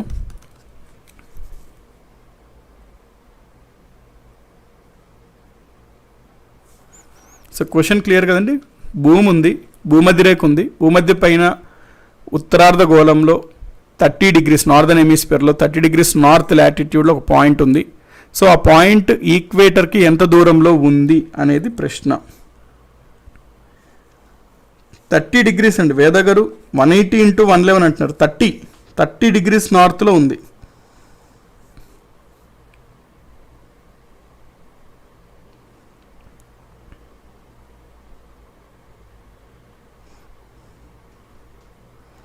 డివైడెడ్ బై 181 కదంటే కాదండి సాయిబార్గవ్ గారు, మనము ఏమన్నామంటే ఇక్కడ నుంచి ఇక్కడ వరకు దూరంని రేడియస్ అంటాము. ఆ రేడియస్లో ఎన్ని ఉన్నాయండి? 90 ఉన్నాయి కదా ఇక్కడ వరకు. కాబట్టి 90 మొత్తం దూరం ఎంత చూసుకుంటాం, ఆ దూరం బై 90 degrees లాటిట్యూడ్స్ వేసామనుకోండి, ఒక్కొక్క లాటిట్యూడ్ మధ్యన ఎంత దూరం వస్తుంది. ఓవరాల్గా మనం చూసుకుంటే డివైడెడ్ బై 181 అని వేస్తాం. అంటే భూమి యొక్క మొత్తం డయామీటర్ తీసుకుంటే 181. అదే మనం జనరల్ ఒక హెమిస్ఫియర్ చూసుకుంటే 90. 30 × 111 అన్నారు. 30 × 111 ఎవరైనా ఆన్సర్ చేసి చెప్తారేమో అనుకున్నాం. 30 × 111 అని సింపుల్గా చెప్పేశారు. సో 3330 కిలోమీటర్స్ అనేది మనకి ఆ ప్రదేశం యొక్క దూరము. ఎక్కడి నుంచి? భూమధ్య రేఖ నుంచి. కాబట్టి రెండు అక్షాంశాల మధ్య సగటు దూరం 111 కిలోమీటర్లు లేదా 69 మైళ్ళు. నెక్స్ట్ మనము సన్ రేస్ ఆన్ ఎర్త్ గురించి చూద్దామండి. అంటే భూమి పైన సూర్యుడి యొక్క కిరణాలు లాటిట్యూడ్స్ మార్పుతో ఏ విధంగా సూర్యుడి కిరణాలు కూడా మారుతూ ఉంటాయి అనే పాయింట్ మనము చూద్దాము. సాయి కిషోర్ గారు మైల్స్లో 69 అండి, 69 మైల్స్, 69 మైల్స్ అన్నమాట.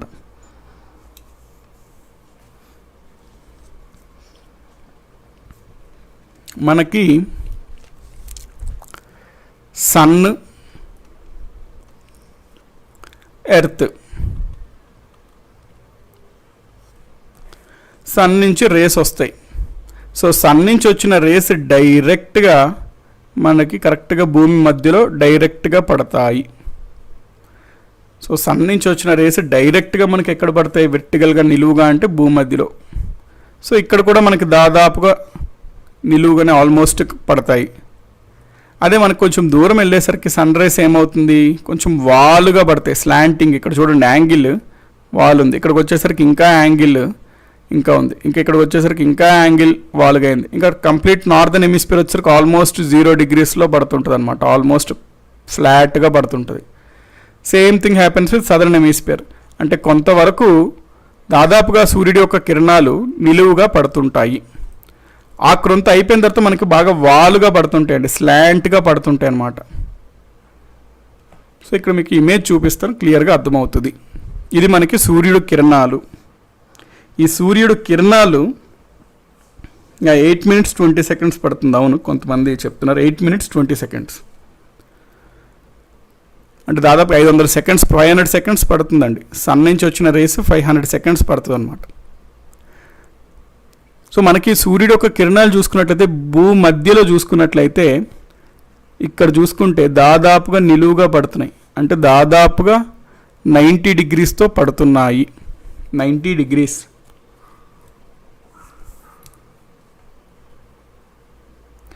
అదే మనం కొంచెం పైకి వెళ్ళేసరికి ఏమవుతుంది? కొంచెం వాలుగా పడుతున్నాయి, అంటే లెస్ దాన్ 90 అవుతుంటుంది, లెస్ దాన్ 90 degrees. అదే ఇంకా పైకి వెళ్ళేసరికి ఇంకా తగ్గిపోతుంటుంది, ఎక్యూట్ యాంగిల్ అయిపోతుంటుంది అనమాట. కంప్లీట్గా మనకి ఇక్కడ యాక్సిస్ పోలార్ రీజన్కి వచ్చేసరికి దాదాపుగా ఇట్లా ఫ్లాట్గా పడుతుంది, అంటే ఆల్మోస్ట్ 0 degrees చేస్తుంది. సో ఆల్మోస్ట్ 0 degrees చేస్తుంది అనమాట సన్స్ యొక్క రేస్ యొక్క inclination on to the earth.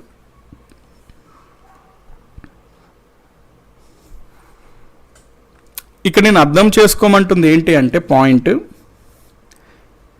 మనకి లాటిట్యూడ్ బట్టి సూర్యుడు కిరణాలు ఎంత నిలువుగా పడతాయి అనేది మనం చెప్పవచ్చును. అంటే ఫర్ ఎగ్జాంపుల్ నేను 0 degrees లాటిట్యూడ్ అంటే ఈక్వేటర్ అన్నాను అనుకోండి. అక్కడ మీరు ఏమని అర్థం చేసుకోవచ్చు అంటే 0 degrees లాటిట్యూడ్ అంటే భూమధ్య రేఖ అని. సో మనకి దాదాపుగా భూమధ్య రేఖ కొంచెం అటు ఇటు ప్రాంతం కనుక చూసుకున్నట్లయితే దాదాపుగా సూర్యుడి కిరణాలు నిలువుగా పడుతుంటాయి. సూర్యుడి కిరణాలు నిలువుగా పడడం వల్ల ఎక్కువ సూర్యకాంతి, ఎక్కువ సోలార్ ఎనర్జీ అనేది భూమిపైకి పడుతుంటుంది. కాబట్టి ఈ ప్రాంతాలు చాలా వేడిగా ఉంటాయి అని మీకు ఒక అర్థం చేసుకోవచ్చు. సో లాటిట్యూడ్స్ అనేది తక్కువగా ఉంటే అక్కడ అర్థం ఏంటి, టెంపరేచర్ అనేది ఎక్కువగా ఉంటుంది.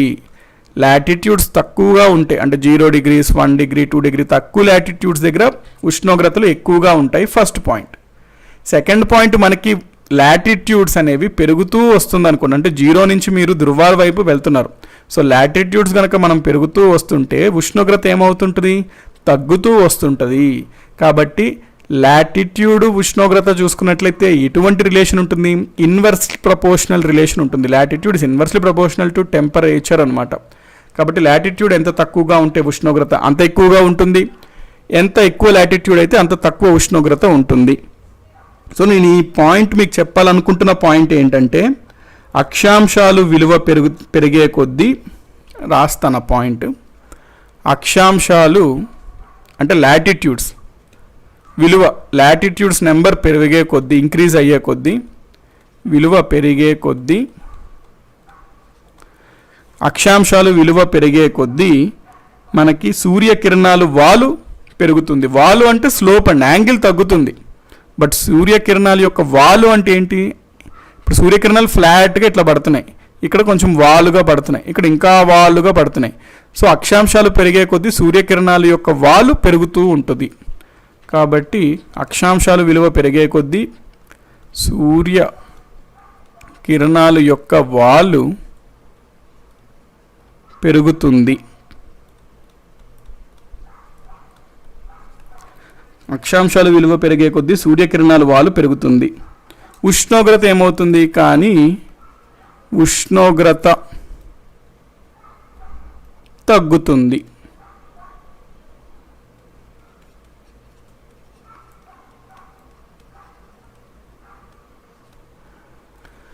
అక్షాంశాలు విలువ పెరిగే కొద్దీ సూర్యకిరణాలు వాలు పెరుగుతుంది, కానీ ఉష్ణోగ్రత తగ్గుతుంది. So as the latitude increases, the slope of the sun rays onto the earth increases and hence the temperature decreases అనేది పాయింట్. ఆ పాయింట్ చెప్పడం కోసం నేను ఇక్కడ మీకు ఇమేజ్ చూపించాను, ఎక్స్ప్లెయిన్ చేశాను. నెక్స్ట్ మనం చూడాల్సింది కొన్ని ముఖ్యమైన అక్షాంశాలు, ఇంపార్టెంట్ లాటిట్యూడ్స్ ఏమిటి అనేది మనం చూడాలి. ఇంపార్టెంట్ లాటిట్యూడ్స్ అంటే ఆల్రెడీ ఒక లాటిట్యూడ్ చూసాం. ఏంటది అంటే 0 degrees లాటిట్యూడ్. 0 degrees లాటిట్యూడ్స్నే మనం ఏమన్నాము, ఈక్వేటర్ అని అన్నాము, భూమధ్య రేఖ అన్నాము. నెక్స్ట్ మనం చూడాల్సిన లాటిట్యూడ్ 23.5 degrees నార్త్ లాటిట్యూడ్. అంటే మనకి ఇదిగోండి ఈ ప్రాంతం ఉంది కదా, ఇది 23.5 degrees నార్త్ అనమాట. ఇది 0 degrees అనమాట. ఇది 23.5 degrees సౌత్ అనమాట. ఇది 66 degrees సౌత్ అనమాట. ఇది 66.5 లేండి, 66.5. సో 66.5 degrees ఇది నార్త్, ఇది 90 నార్త్, ఇది 90 సౌత్. ఇవి ముఖ్యమైన లాటిట్యూడ్స్, అక్షాంశాలు. సో మనకి ఫస్ట్ 23.5 degrees నార్త్ కనుక మనం చూసుకున్నట్లయితే 23.5 degrees నార్త్ లాటిట్యూడ్ మనం ఏమంటామండి, ట్రాపిక్ ఆఫ్ క్యాన్సర్ అంటే కర్కట రాశి, కర్కట రేఖ, రాశి కదా రేఖ.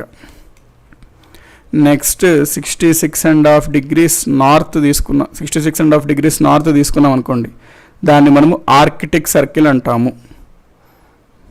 ఆర్కిటిక్ వలయం, సర్కిల్. నెక్స్ట్ మనము 23.5 degrees సౌత్ తీసుకున్నాం అనుకోండి, దాన్ని మనము మకర రేఖ అంటాం, tropic of Capricorn. Next 66.5 degrees south తీసుకున్నాం అనుకోండి, దాన్ని మనం అంటార్క్టిక్ సర్కిల్ అంటాం, అంటార్క్టిక్ వలయం.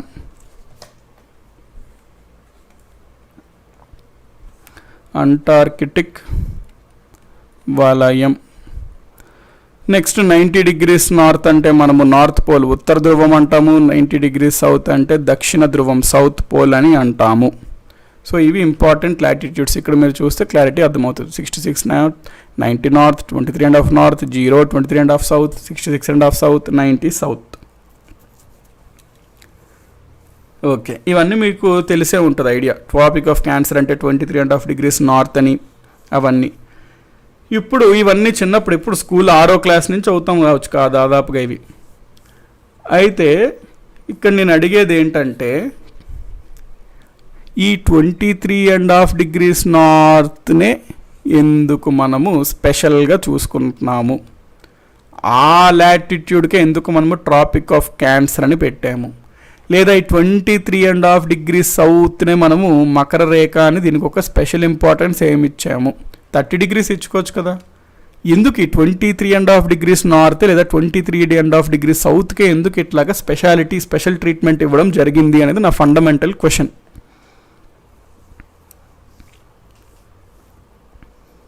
సో నా క్వశ్చన్ ఏంటి అంటే ఫండమెంటల్గా ఈ పర్టిక్యులర్ లాటిట్యూడ్స్నే మనము ఎందుకు హైలైట్ చేసాము, ఇంపార్టెంట్ లాటిట్యూడ్స్గా చెప్పుకుంటున్నాము అనేది ప్రశ్న.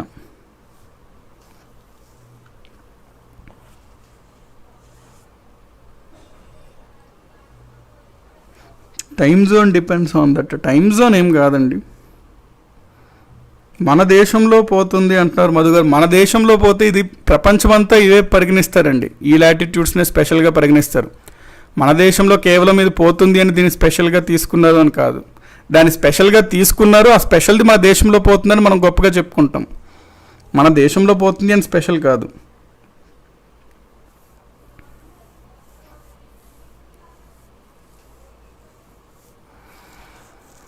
సో ఫండమెంటల్ రీజన్ ఏంటంటే మనకి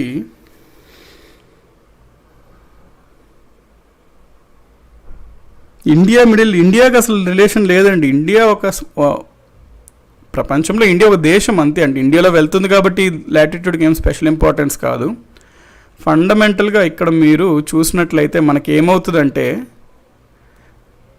మనకి భూమి అనేది కొంచెం టిల్టింగ్గా ఉంటుందండి. ఎర్త్ అనేది కొంచెం ఇట్లా టిల్ట్గా ఉంటుంది అనమాట. అది మీకు నేను క్లైమేట్ ఆ టాపిక్స్లో చెప్తాను. కొంచెం ఇట్లా టిల్ట్గా ఉంటుంది భూమి. మనకి సూర్యుడు సన్ ఉంటాడు కదా, ఈ సన్ను చుట్టూ ఎర్త్ ఇట్లా తిరిగినప్పుడు మనకి ఎట్లా అవుతుంది అంటే కొన్ని సందర్భాల్లో సూర్యుడి యొక్క కిరణాలు డైరెక్ట్గా మనకి పడుతుంటాయి భూమిపైన. సో భూమి ఒక్కొక్క తన కక్షలో ఆర్బిట్లో ఒక్కొక్క ప్లేస్లో ఉన్నప్పుడు ఒక్కొక్కసారి ఒక్కొక్క ప్రాంతంలో మనకి సూర్యుడి కిరణాలు స్ట్రెయిట్గా 90 డిగ్రీస్ పడుతూ ఉంటాయి అన్నమాట. సో ఫర్ ఎగ్జాంపుల్ మనకి ఈసారి ఇది భూమధ్య రేఖ అనుకుంటే మ్యాక్సిమం ఇక్కడ పడుతుంది. మళ్ళీ భూమి వెళ్ళే కొద్దీ నెక్స్ట్ పాయింట్ ఏమో ఇక్కడ డిఫరెంట్ పాయింట్స్లో 90 డిగ్రీస్ స్ట్రెయిట్గా నిలువుగా పడుతుంది. సో ఎగ్జాక్ట్గా సూర్యుడికి భూమి పైన ఉన్నప్పుడు కరెక్ట్గా భూమధ్య రేఖ పైన పడవచ్చు 90 డిగ్రీస్గా. మళ్ళీ భూమి ఇటు సైడ్ వచ్చినప్పుడు మనకి మళ్ళీ సూర్యుడి యొక్క డైరెక్ట్ కిరణాలు 90 డిగ్రీస్ ఇటు సైడ్ వచ్చినప్పుడు మనకి ఎట్లా ఉంటుంది, నార్దర్న్ హెమిస్ఫియర్ ఉంటుంది ముందుకి. కాబట్టి ఎగ్జాక్ట్గా మనకి ఇది భూమధ్య రేఖ అనుకుంటే ఈ పాయింట్ వరకు మ్యాక్సిమం డైరెక్ట్గా పడచ్చు అనమాట. ఇది నేను మీకు మళ్ళీ చెప్తాను క్లైమేట్లో క్లియర్గా డయాగ్రామ్తో. కాకపోతే ఇక్కడ మీరు అర్థం చేసుకోవాల్సింది ఏంటంటే సూర్యుడు కిరణాలు నిలువుగా మనకి 23.5 డిగ్రీస్ నార్త్ వరకు పడుతూ డిఫరెంట్ పాయింట్స్లో వస్తుంది. మ్యాక్సిమం 23.5 డిగ్రీస్ నార్త్ వరకే డైరెక్ట్గా పడుతుంటాయి సూర్యుడి కిరణాలు. ఒకసారి ఈ పాయింట్ రీచ్ అవుతే నెక్స్ట్ మళ్ళీ సూర్యుడు కిందకి వెళ్తున్నట్టు అవుతుంది అనమాట. యాక్చువల్గా సూర్యుడు వెళ్ళడు, కాకపోతే భూమి ఇట్లా టిల్ట్ అవ్వడం వల్ల భూమి సూర్యుడి చుట్టూ తిరగడం వల్ల ఆ పరిణామం ఏర్పడుతుంది. కాకపోతే ఇప్పటికి మీరు ఏం గుర్తుపెట్టుకుంటారు అంటే సూర్యుడి కిరణాలు నిలువుగా మనకి భూమధ్య రేఖ నుంచి 23.5 డిగ్రీస్ నార్త్ వరకు 23.5 డిగ్రీస్ సౌత్ వరకు ఈ ప్రాంతంలో వేరు సమయాలలో డైరెక్ట్గా 90 డిగ్రీస్ నిలువుగా సూర్యకిరణాలు పడుతూ ఉంటుంటాయి. అందుచేత మనము ఈ పాయింట్ని స్పెషల్ లాటిట్యూడ్స్గా తీసుకుంటున్నాం. ఎందుకంటే సన్ రేస్ అనేవి డైరెక్ట్గా వాటిపైన పడతాయి కాబట్టి. So 23.5 degrees north 23.5 degrees south ఎందుకు తీసుకుంటాము అంటే due to direct sun rays అనేవి ఆ ప్రాంతాల్లో పడుతుంటాయి కాబట్టి. ఆ మధ్యలో పడతాయండి, 0 నుంచి 23.5 degrees నార్త్ వరకు, 23.5 degrees సౌత్ వరకు, మ్యాక్సిమం 23.5 degrees నార్త్ వరకు సూర్యుడి యొక్క డైరెక్ట్ రేస్ అనేవి పడుతూ ఉంటుంటాయి. నెక్స్ట్ నా పాయింట్ ఏంటి అంటే, ఈ 66.5 degrees నార్త్నే 66.5 degrees సౌత్నే ఎందుకు సార్ మరి మనం తీసుకున్నాము స్పెషల్గా అనేది పాయింట్. ఇప్పుడు 66.5 degrees మీదకి వద్దాం. మనకి యాక్చువల్గా చూసుకున్నట్లయితే ఒక రోజులో పగలు రాత్రి ఉంటుంది. పగలు రాత్రి దాదాపుగా సమాంతరంగా ఉంటుందన్నమాట. మనకి ఇక్కడ ఈ ప్రాంతాల్లో ఉన్నవారికి అంటే ఇక్కడ వరకు అండి, ఇక్కడ వరకు దాదాపుగా అంటే కొంచెం వేరియేషన్స్తో మనకి 66.5 degrees నార్త్ 66.5 degrees సౌత్ వాళ్ళకి దాదాపుగా పగలు రాత్రి కాస్త అటు ఇటు ఈక్వల్గా ఉంటుంది.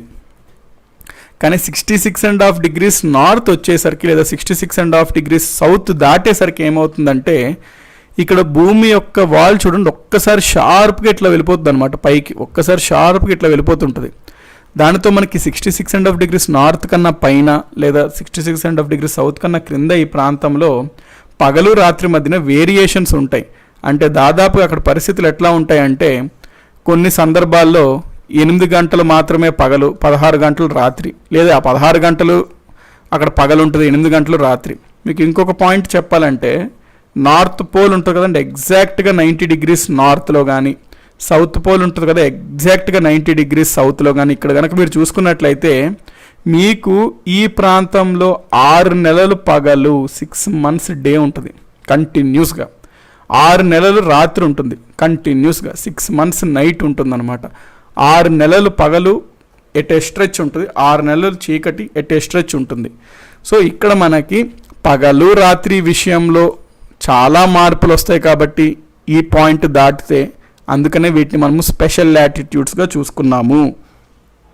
సో కర్కట మకర రేఖ చూసుకున్నట్లయితే డైరెక్ట్ సన్ రేస్ వల్ల స్పెషల్ లాటిట్యూడ్స్గా పెట్టుకున్నాము. వేరే 66.5 degrees ఎందుకు పెట్టుకున్నామంటే there are lot of changes beyond this point regarding day and night అన్నమాట. సో ఇవి మనకి ఇంపార్టెంట్ లాటిట్యూడ్స్కి సంబంధించి అండి పాయింట్. సో ఇప్పుడు మనము లాటిట్యూడ్స్ గురించి ముఖ్యమైన అంశాల గురించి చూద్దాం. Latitudes important lines of latitudes: equator, tropic Cancer, tropic Capricorn, 66.5 degrees Arctic circle, Antarctic circle, north pole, south pole. Next characteristics of latitude చూద్దాం. అంటే లాటిట్యూడ్స్కి సంబంధించిన పాయింట్స్. దీంతో మనం ఈరోజు క్లాస్ ఎండ్ చేయొచ్చు, నెక్స్ట్ కంటిన్యూ చేయొచ్చు. సో బేసిక్ పాయింట్స్ లాటిట్యూడ్స్ అంటే ఫస్ట్ పాయింట్ ఏంటి అంటే లాటిట్యూడ్స్ అనేవి సర్కిల్స్, వృత్తాలు అంటాం. సో ఈ పాయింట్ క్లియర్ కదండి. లాటిట్యూడ్స్ ఎందుకు సర్కిల్స్ అంటే ఇది మనకి 3 dimensional చూసుకుంటే ఇక్కడ నుంచి ఇట్లా వెళ్ళి అటు సైడ్ కూడా ఇట్లా వెళ్తాయి అనమాట, చుట్టూ ఇట్లా ఉంటాయి, అందుకనే ఇవి సర్కిల్స్. ఫస్ట్ పాయింట్ ఏంటంటే అక్షాంశాలు అనేవి వృత్తాలు, సర్కిల్స్ అన్నమాట. నెక్స్ట్ పాయింట్ ఏంటి అంటే ఇవి ప్యారలల్ లైన్స్, ఇవి అంటే ఇవి ప్యారలల్గా ఉంటాయి, సమాంతరంగా ఉంటాయి. సో ఒక లాటిట్యూడ్కి ప్యారలల్గా ఉంటాయి అన్నమాట. 0, 1, 2, 3, 4 అట్లా ఒక లైన్ లాటిట్యూడ్ ప్యారలల్గా ఉంటాయి. సో సమాంతరంగా ఉంటాయి. ఇవి సమాంతర రేఖలు, ప్యారలల్ లైన్స్. నెక్స్ట్ అక్షాంశాలు యొక్క పొడవు భూమధ్య నుండి ధృవాల వరకు వెళ్తున్న కొద్దీ మనకి తగ్గుతుంది. అంటే ఇక్కడ అర్థం ఏంటంటే ఇది భూమండి, భూమధ్యలో ఉన్నటువంటి భూమధ్య రేఖ ఈ లైన్ చూసుకున్నారనుకోండి, ఇది చాలా పెద్దగా ఉంటుంది. ఈ లైన్ పైకి వెళ్ళే కొద్దీ ఇది స్పియర్ కదండి భూమి, కాబట్టి మనకి పైకి వెళ్ళే కొద్దీ లైన్స్ ఏమవుతున్నాయి, లెంగ్త్ తగ్గుతుంది. సో అక్షాంశాల యొక్క పొడవు భూమధ్య రేఖ నుండి ధృవాలకు వెళ్ళే కొద్దీ తగ్గుతున్నాయి అనేది థర్డ్ పాయింట్. అక్షాంశాల యొక్క పొడవు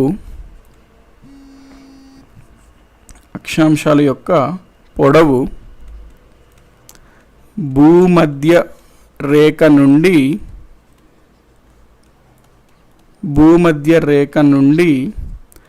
ధృవాలు వైపు వెళ్తున్న కొద్దీ వెళుతున్న కొద్దీ తగ్గుతుంది అనేది పాయింట్ అన్నమాట. తగ్గుతుంది.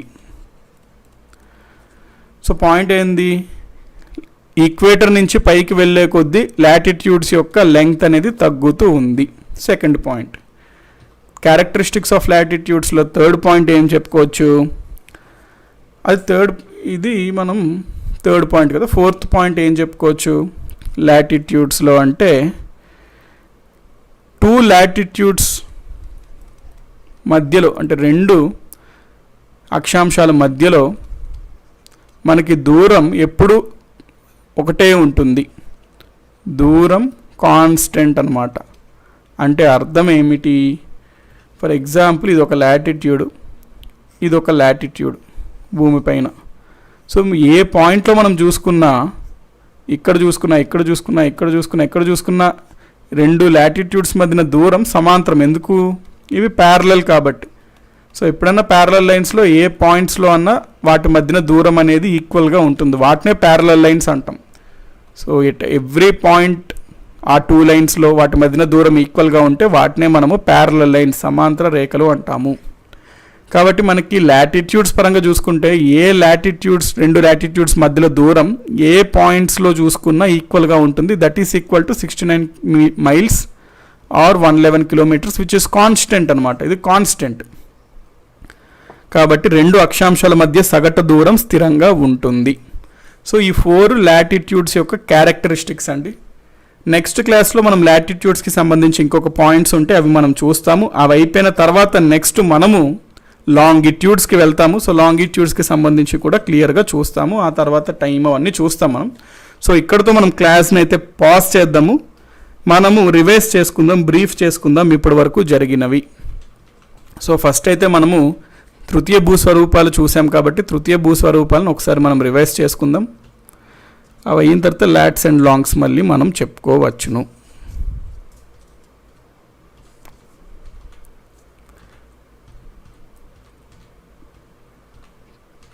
సో మనం న్యాచురల్ బ్రిడ్జెస్తో స్టార్ట్ చేసాం క్లాస్ని.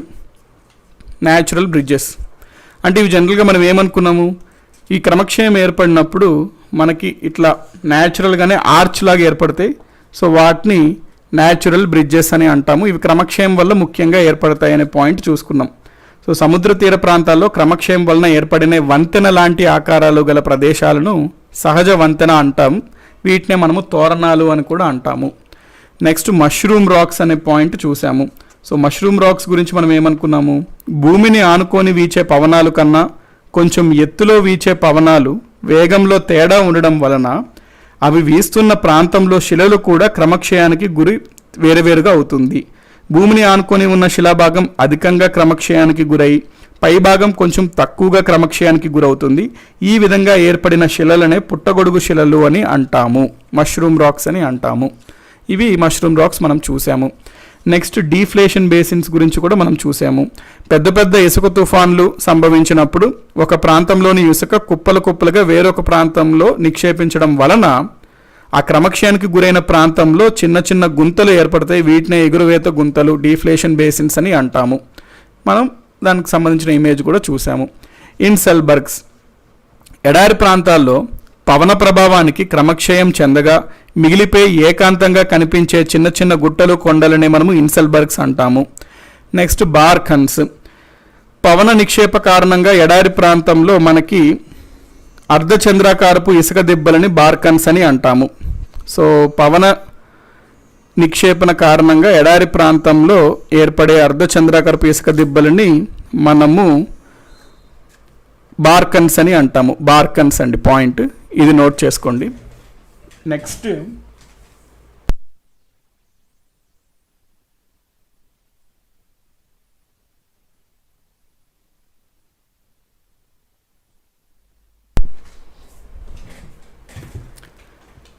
మనము సీఫ్ గురించి మాట్లాడుకున్నాం. దీన్నే సైఫ్ అని కూడా మీకు అనొచ్చు. సో పవనాలు ఒకే దిక్కు నుండి కాకుండా 2 లేదా 3 దిక్కుల నుండి వీచేటప్పుడు పవన దిశకు సమాంతరంగా వంకర తిరిగి కత్తివల ఏర్పడిన ఇసుక దిబ్బలను మనము సీఫ్ అని అంటాము అనుకున్నాము. వాటితో పాటు సింకోల్స్ గురించి కూడా మనం చూసాము.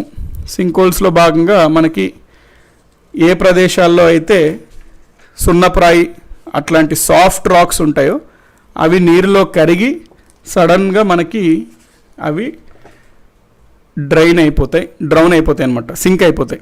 ఆ సింక్ అయిపోతాయి కాబట్టి వీటిని మనము సింక్ హోల్స్ అని అనుకుంటాము. సో సింక్ హోల్స్ కూడా మనం చూసాము.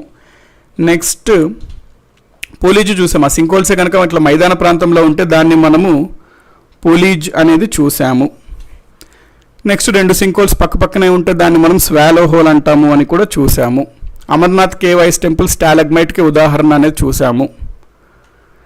నెక్స్ట్ మనం లాటిట్యూడ్స్ అండ్ లాంగిట్యూడ్స్ స్టార్ట్ చేసాము. లాటిట్యూడ్స్ అండ్ లాంగిట్యూడ్స్లో భాగంగా లాటిట్యూడ్స్ అంటే ప్యారలల్ లైన్స్ ఇట్లా మనకి హారిజాంటల్గా ఉంటాయి అనుకున్నాము. లాటిట్యూడ్కి సంబంధించిన కొన్ని పాయింట్స్ చూసుకున్నాము. అందులో ముఖ్యంగా 0 డిగ్రీస్ని ఈక్వేటర్ అంటాము. సో లాటిట్యూడ్స్కి సంబంధించి మనం ఏమనుకున్నాము, లాటిట్యూడ్స్ ఎగ్జాక్ట్గా భూమికి మధ్యలో ఉంటుంది అనుకున్నాం. సో భూమధ్య రేఖను ఇరువైపులా 1 డిగ్రీస్ తేడాతో సమాంతరంగా ధృవాల వరకు గీసిన వృత్తాకారపు ఊహా రేఖల్ని అక్షాంశాలు అంటాము. మొత్తం అక్షాంశాలు 181 ఉంటాయి. ఉత్తరాన 90, దక్షిణాన 90, ఈక్వేటర్ అన్నీ కలిపి 181. భూమధ్య రేఖ నుండి ఉత్తరం వైపు గల అర్ధగోళాన్ని ఉత్తరార్ధగోళం అంటాం, నార్దర్న్ హెమిస్ఫియర్. భూమధ్య రేఖ నుండి దక్షిణానం వైపు గల అర్ధగోళాన్ని దక్షిణార్ధగోళం, సదరన్ హెమిస్ఫియర్ అంటాం. భూమధ్య రేఖ నుండి ఒక ప్రదేశం యొక్క దూరాన్ని తెలుసుకోవడానికి మనకి ఈ లాటిట్యూడ్స్ అనేవి ఉపయోగపడతాయి. 2 లాటిట్యూడ్స్ అక్షాంశాల మధ్య సగటు దూరం ఎంత అంటే 69 మైళ్ళు లేదా 111 కిలోమీటర్లు. అక్షాంశాలు విలువ పెరిగే కొద్దీ సూర్యకిరణాల యొక్క వాలు పెరుగుతుంది. సూర్యకిరణాలు వాలు పెరుగుతుంటే అర్థం ఏమిటి, అక్కడ ఉష్ణోగ్రత తగ్గుతుంది. సో ముఖ్యమైన లాటిట్యూడ్స్ మనం చూసుకున్నాము. ముఖ్యమైన లాటిట్యూడ్స్ ఏమనుకున్నాము, 0 డిగ్రీస్ అంటే భూమధ్య రేఖ, 23.5 degrees Tropic of Cancer, 66.5 degrees Arctic, 90 degrees North Pole, 23.5 degrees south Tropic of Capricorn, 66.5 degrees south Antarctic Circle, 90 degrees సౌత్ని మనము సౌత్ పోల్ దక్షిణ ధ్రువము అనుకున్నాం. సో 23.5 డిగ్రీస్నే స్పెషల్గా ఎందుకు చూసాము, 66.5 డిగ్రీస్నే స్పెషల్గా ఎందుకు మనం కన్సిడర్ చేయాల్సి వచ్చింది అనే పాయింట్ చూసాం. లాస్ట్కి మనము లాటిట్యూడ్స్ యొక్క ముఖ్య లక్షణాలతో స్టార్ట్ చేసాం. 4 లక్షణాలు చెప్పుకున్నాం. ఏంటి, ఫస్ట్ లక్షణం ఏంటి, అక్షాంశాలు వృత్తాలు. అయితే ఎగ్జామినేషన్లో ఏమని అడుగుతాడు అంటే అతిపెద్ద వృత్తం ఏది అని అడుగుతాడు. అక్షాంశాల్లో అతిపెద్ద వృత్తం ఏది అంటాడు. అక్షాంశాలకు సంబంధించి అతిపెద్ద వృత్తం ఏది, లాటిట్యూడ్స్కి సంబంధించి అతిపెద్దది ఏముంటుందండి, ఈక్వేటర్ ఉంటుంది. భూమధ్య రేఖ అనేది అతిపెద్ద వృత్తం అవుతుంది. నెక్స్ట్ పాయింట్ ఏమనుకున్నాము, అక్షాంశాలు ప్యారలల్ లైన్ సమాంతర రేఖలు. తర్వాత అక్షాంశాల యొక్క పొడవు భూమధ్య రేఖ నుండి ధృవాల వైపు వెళ్ళే కొద్దీ తగ్గుతుంది అనుకున్నాం. లాస్ట్ పాయింట్ మనం ఏమనుకున్నాము, 2 అక్షాంశాలు మధ్య సగటు దూరం స్థిరంగా ఉంటుంది, కాన్స్టెంట్గా ఉంటుంది, ఎప్పుడూ ఒకటే ఉంటుంది, అది ఫిక్స్డ్, అది 111 కిలోమీటర్స్ 69 మైల్స్ అని అనుకున్నాం. దీనితో మనకి లాటిట్యూడ్స్ కొంతవరకు చదివాం. నెక్స్ట్ క్లాస్లో రిమైనింగ్ లాటిట్యూడ్స్ చూద్దాం, ఆ తర్వాత లాంగిట్యూడ్స్ చూద్దాము. సో అదండి, మళ్ళీ షార్ప్గా మనము 5 PM నెక్స్ట్ క్లాస్ మనకి పాలిటీలో కలుసుకుందాము. Until then take care, good bye అండి. మళ్ళీ మనం పాలిటీలో కలుసుకుందాం. అప్పటి వరకు ఇవన్నీ రివైజ్ చేసేసేయండి. పాలిటీలో మనం ప్రధానంగా PM and council of ministers చూస్తున్నాము. మేబీ అది అయిపోతే నెక్స్ట్ మనం పార్లమెంట్ ఆ టాపిక్స్కి వెళ్ళవచ్చును. So until then take care అండి, good bye, thank you very much each one of you.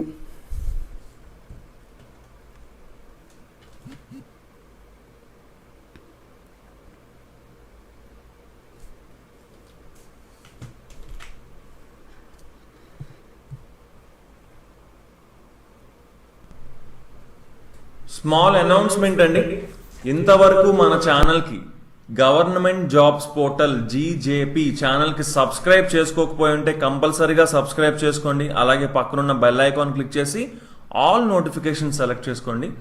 అలాగే GJP బిట్ బ్యాంక్ బిట్స్ కోసం ఈ ఛానల్కి సబ్స్క్రైబ్ చేసుకోవచ్చు. అలాగే రీజనింగ్ అండ్ అరిథమెటిక్ క్లాసెస్ కోసం నా నేమ్తో క్రియేట్ చేసిన సుమన్ సార్ ఛానల్ కూడా తప్పకుండా సబ్స్క్రైబ్ చేసుకోండి. అలాగే ఇక్కడ కనిపిస్తుంది కదండి జాయిన్ బటన్. సో ఈ జాయిన్ బటన్ మీద క్లిక్ చేసి మీరు మన GJP మెంబర్షిప్ తీసుకోవచ్చు. సో అలా కూడా మన ఛానల్ని సపోర్ట్ చేయొచ్చు అనమాట. ఇప్పటికీ కొంతమంది ఒక 9 మెంబర్స్ దాకా ఇక్కడ మెంబర్స్ అయ్యారు, మన ఛానల్కి సపోర్ట్ చేస్తున్నారు. థ్యాంక్ యూ సో మచ్ అండి. భరత్ కుమార్ గారు, చిదంబరరావు గారు, సుమా గారు, ఛత్రపతి గారు, సాయి రెడ్డి గారు, నరసింహారావు గారు, వంశీకృష్ణ గారు, రాజా గారు, అశోక్ గారు, వీళ్ళందరికీ కూడా thank you so much. So అలాగే మీరు కూడా మన ఛానల్కి సపోర్ట్ చేయొచ్చు జాయిన్ బటన్ మీద క్లిక్ చేసి మెంబర్షిప్ తీసుకొని. సో తప్పకుండా వీలైతే మీరు కూడా సపోర్ట్ చేయండి. అలాగే సూపర్ చాట్లో సపోర్ట్ చేసిన వీళ్ళందరికీ కూడా థ్యాంక్ యూ సో మచ్ అండి. సో ఇక్కడ చూసుకొని చాలా మంది మనకు సపోర్ట్ చేశారు. సో వీళ్ళందరి నేమ్స్ అయితే మనం ప్రెజెంట్ చదివితే చాలా టైం పడుతుంది. సో అలాగే వీళ్ళందరూ కూడా మనకి సపోర్ట్ చేయడం జరిగిందండి. సో అందరికీ thank you so much. So అలాగే వీలైనంత వరకు మీకు కుదిరినంత మీరు కూడా మన ఛానల్కి సపోర్ట్ చేయొచ్చు. మరింత మంచి కంటెంట్ తీసుకొని రావడానికి మనం కూడా ట్రై చేస్తాం. సో ఇది సూపర్ చాట్ అనే ఆప్షన్ ఉంటుందండి. లైవ్ క్లాస్ జరిగేటప్పుడు అక్కడ డాలర్ సింబల్ ఉంటుంది. సో ఆ సింబల్ మీద క్లిక్ చేసి మీరు సూపర్ చాట్ చేయొచ్చు అనమాట. అలాగే ఫోన్పేలో కూడా కొంతమంది పంపించడం జరిగింది. సో అందరికీ థ్యాంక్ యూ అండి. సయ్యద్ గారు, మహానంది గారు, సాయి కిషోర్, సాయి బ్రహ్మం గారు, వెంకటరమణ గారు, దినేష్ కుమార్ గారు. సో వీళ్ళందరికీ కూడా thank you so much. So PhonePe నుంచి డైరెక్ట్గా ఈ నెంబర్కి మీరు పంపించి మన ఛానల్ కోసం కంట్రిబ్యూట్ చేసి సపోర్ట్ చేయొచ్చు అనమాట. Okay, so okay guys, thanks for watching and have a nice day. Bye.